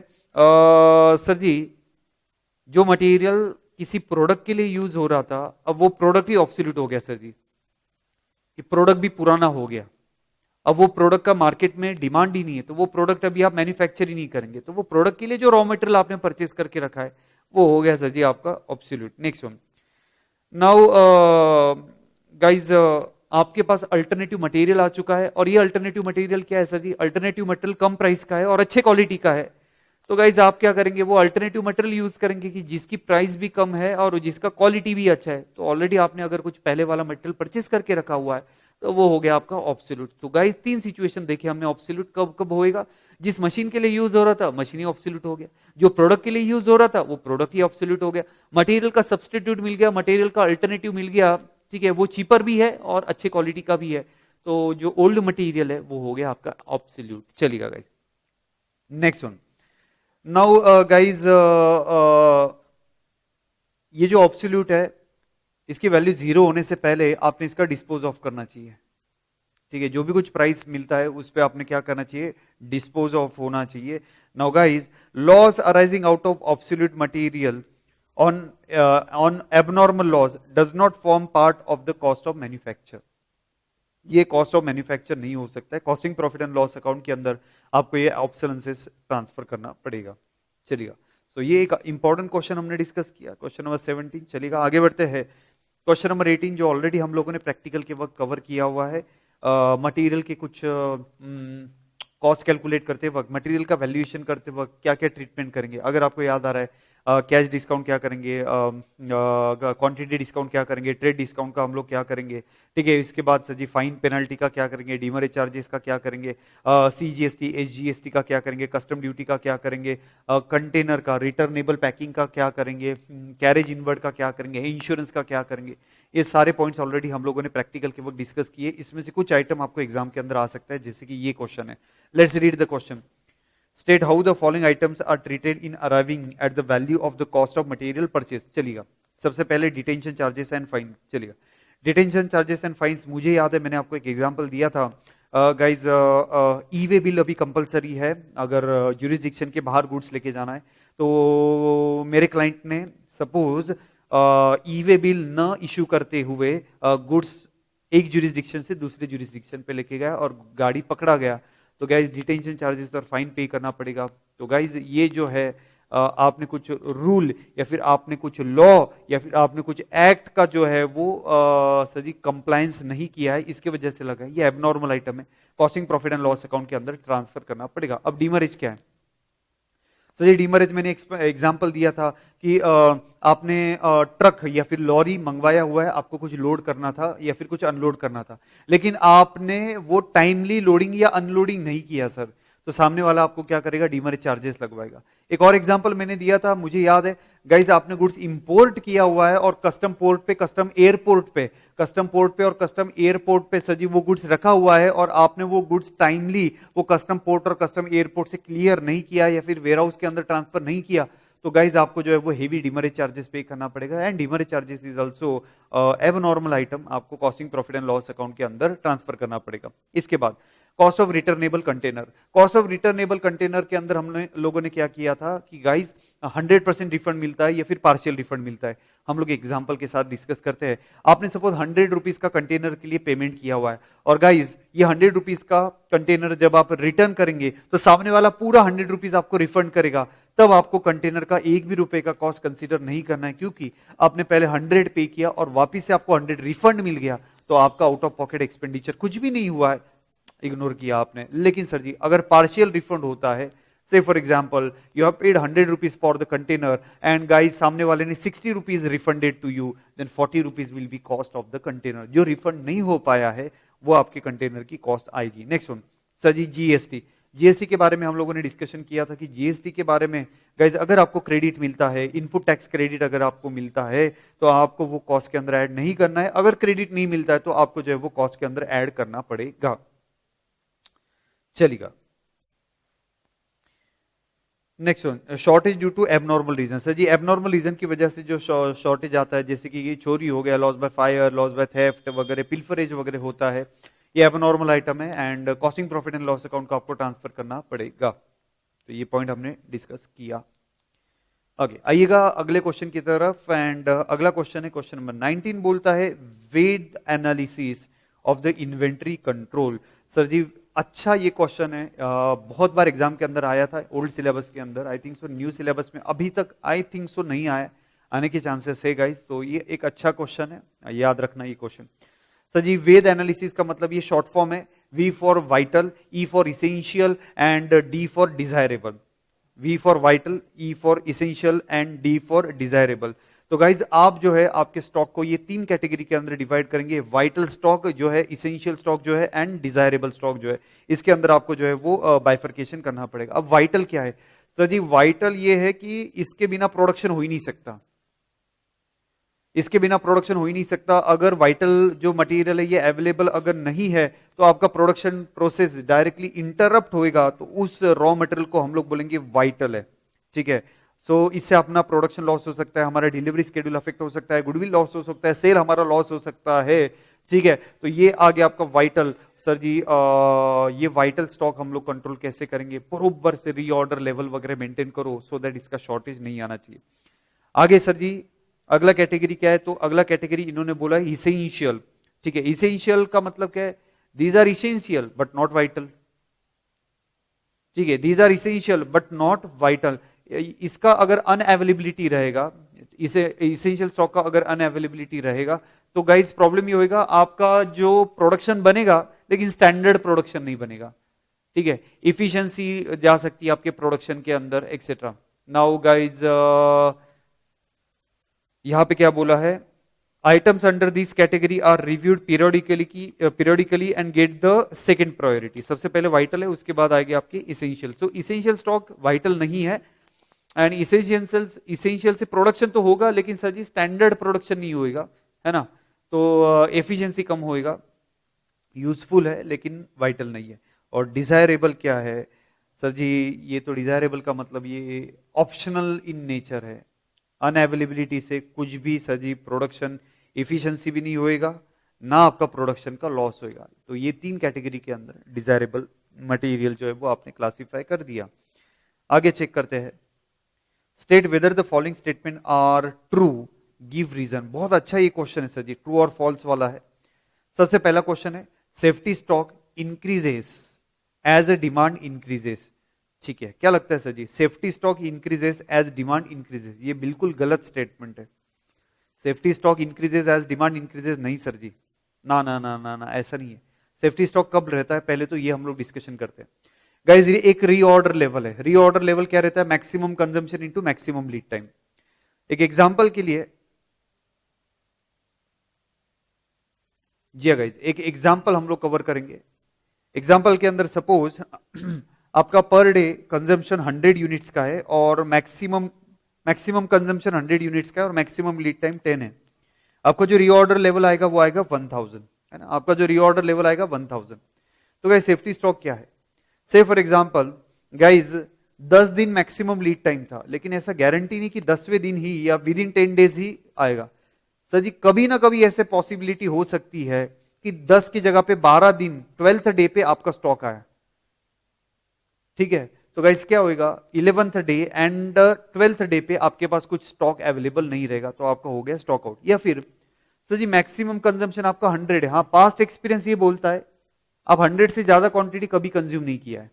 पास्ट एक्सपीरियंस ये बोलता है आपने 100 से ज्यादा क्वांटिटी कभी कंज्यूम नहीं किया, लेकिन हाँ सर हो सकता है ना ऐसे सडन इंक्रीज हो गया डिमांड के अंदर, तो आपने 150 क्वांटिटी यूज कर लिया सर, तो प्रॉब्लम ये हो जाएगा सर जी, आपका हो जाएगा स्टॉक आउट। तो ये सिचुएशन रोकने के लिए, ये सिचुएशन रोकने के लिए आप जो है वो सेफ्टी स्टॉक जो है वो मेंटेन करते हैं।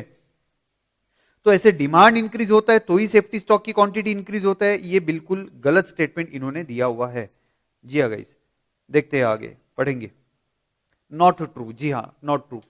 Sir ji safety stock is held for meeting the unpredictable fluctuation in demand and supply. It varies with the fluctuation in demand and not with the level of, जी हाँ, and not with the levels of. Just a second guys,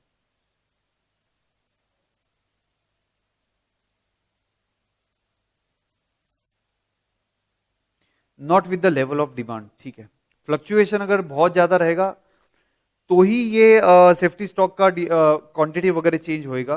demand पे इसका कोई लेना देना नहीं। Fluctuation, sir मैंने आपको बताया ना, 100 आप कंज्यूम कर रहे थे, इमीडिएटली 150 कंज्यूम कर लिया, 200 क्वांटिटी कंज्यूम कर लिया, 140 क्वांटिटी कंज्यूम कर लिया, ठीक है।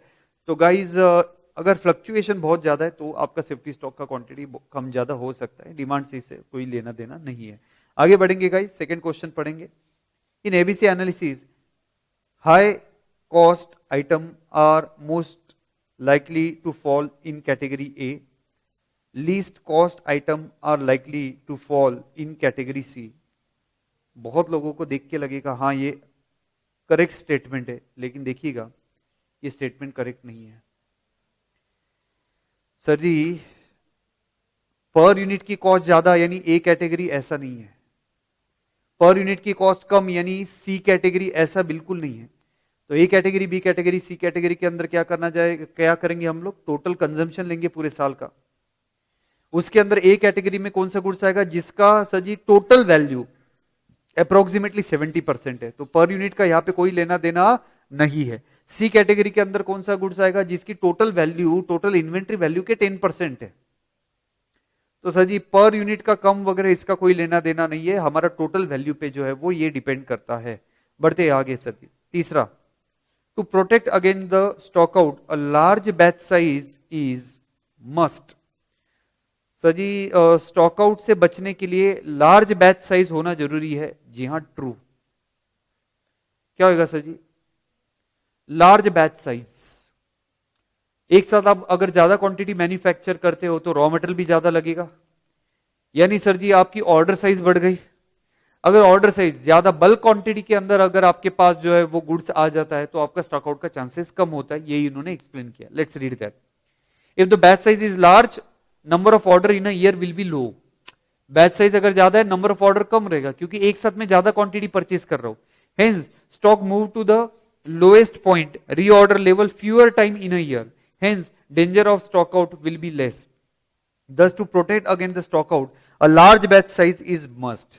चलिएगा आगे, अगला पॉइंट दिया है, EOQ is based on a balancing between inventory carrying cost and shortage। बिल्कुल गलत है ये sir ji. Ordering cost and carrying cost का जो बैलेंस है वो EOQ के अंदर है सर, शॉर्टेज का और कैरिंग कॉस्ट का बैलेंस नहीं है ना। तो ऑलरेडी ये पॉइंट डिस्कस हो गया है। आगे देखते हैं, lead time is the time interval elapsing between the placement of a replenishment order and the receipt of the last installment of the goods against the order। नहीं सर जी, लास्ट इंस्टॉलमेंट नहीं, first instalment कब आया है उस पे ये lead time count किया जाता है। आपने ऑर्डर प्लेस किया और फर्स्ट इंस्टॉलमेंट कब आया, इस पे लीड टाइम काउंट किया जाता है। देखो पढ़ो, lead time is a time interval elapsing between the placement of replenishment order and the receipt of the first installment of the goods against the order। Sir ji last installment नहीं, यहाँ पे first instalment आना जरूरी है। आइएगा sir ji, last question है I think so, और बहुत बहुत बहुत बहुत बहुत बहुत ज्यादा ये इंपॉर्टेंट क्वेश्चन है। और ये क्वेश्चन है गाइस, ये फाइनल में भी ये क्वेश्चन आपको रहेगा SCMP के अंदर। Question is explain JIT, just in time approach of inventory management. It's a very important. अच्छा ये JIT क्या है sir ji, just in time. जैसे आप पढ़ाई करते हो सर, जैसे आप पढ़ाई करते हो यानी पढ़ाई करते हो यानी सर समझा नहीं, तो गाइज आप क्या करते हो, एग्जाम के पहले जैसे एग्जाम क्लोज आता है आप बहुत ज्यादा पढ़ाई करना चालू कर देते, तो आप क्या फॉलो कर रहे थे जी, जस्ट इन टाइम। ठीक है, सपोज आपने फाउंडेशन के अंदर ये सोचा था कि चलो 3 महीना भी दिया अगर फाउंडेशन के लिए पढ़ाई के लिए तो भी सफिशियंट है, तो सर आपने 7-8 महीना कुछ भी पढ़ाई नहीं किया, एग्जाम के 3 महीने पहले आपने भर भर के पढ़ाई के देखे करके जो है वो फाउंडेशन क्लियर किया, तो आपने कौन सा सिस्टम फॉलो किया, JIT। तो JIT क्या बोलता है, JIT आपको ये बोलता है sir ji, produce the goods only when there is a requirement, only when there is a demand. क्या बोला मैंने, प्रोडक्शन तब होना चाहिए अगर फाइनल प्रोडक्ट की डिमांड है। सर जी डिलीवरी तब होना चाहिए जब कस्टमर को डिमांड है। रॉ मटेरियल तब परचेज करना है जब आपको प्रोडक्शन करना है। तो इसका मतलब just in time is a policy जहां पे आप कुछ भी स्टॉक मेंटेन नहीं करेंगे, ना रॉ मटेरियल का स्टॉक मेंटेन करेंगे ना फाइनल प्रोडक्ट का स्टॉक मेंटेन करेंगे, क्योंकि अगर कस्टमर की डिमांड आई तो ही आपको प्रोडक्शन करना है, और अगर कस्टमर की डिमांड आई प्रोडक्शन करना है तो ही आपको रॉ मटेरियल परचेज करना है, अदरवाइज आप स्टॉक रॉ मटेरियल का नहीं रखेंगे। चलो तो प्रिंसिपल क्या है, produce the goods only when it is required, and sir ji customer को डिलीवरी कब देंगे, जब कस्टमर को उसकी रिक्वायरमेंट है। चलो नाउ इसको एक और नाम दिया गया है, सर जी इसको एक और नाम दिया गया है, it's a pull system. It's a pull system. Sir ji pull system का मतलब क्या है? जनरली क्या होता है, पुश सिस्टम फॉलो किया जाता है। पुश सिस्टम का मतलब क्या हुआ है, पहले आप गुड्स बनाते हो, फिर वो गुड्स डिस्ट्रीब्यूटर को देते हो, डिस्ट्रीब्यूटर रिटेलर को देगा, रिटेलर फिर कस्टमर को देगा, ठीक है, फिर बहुत सारा मार्केटिंग वगैरह करना पड़ेगा क्योंकि आपने जो प्रोड्यूस किया वो आपको बेचना है। अब एग्जैक्टली इसके अपोजिट है पुल सिस्टम। पुल सिस्टम का मतलब क्या है, सर जब तक कस्टमर से ऑर्डर नहीं आ जाता है तब तक हम लोग कुछ भी प्रोडक्शन नहीं करेंगे।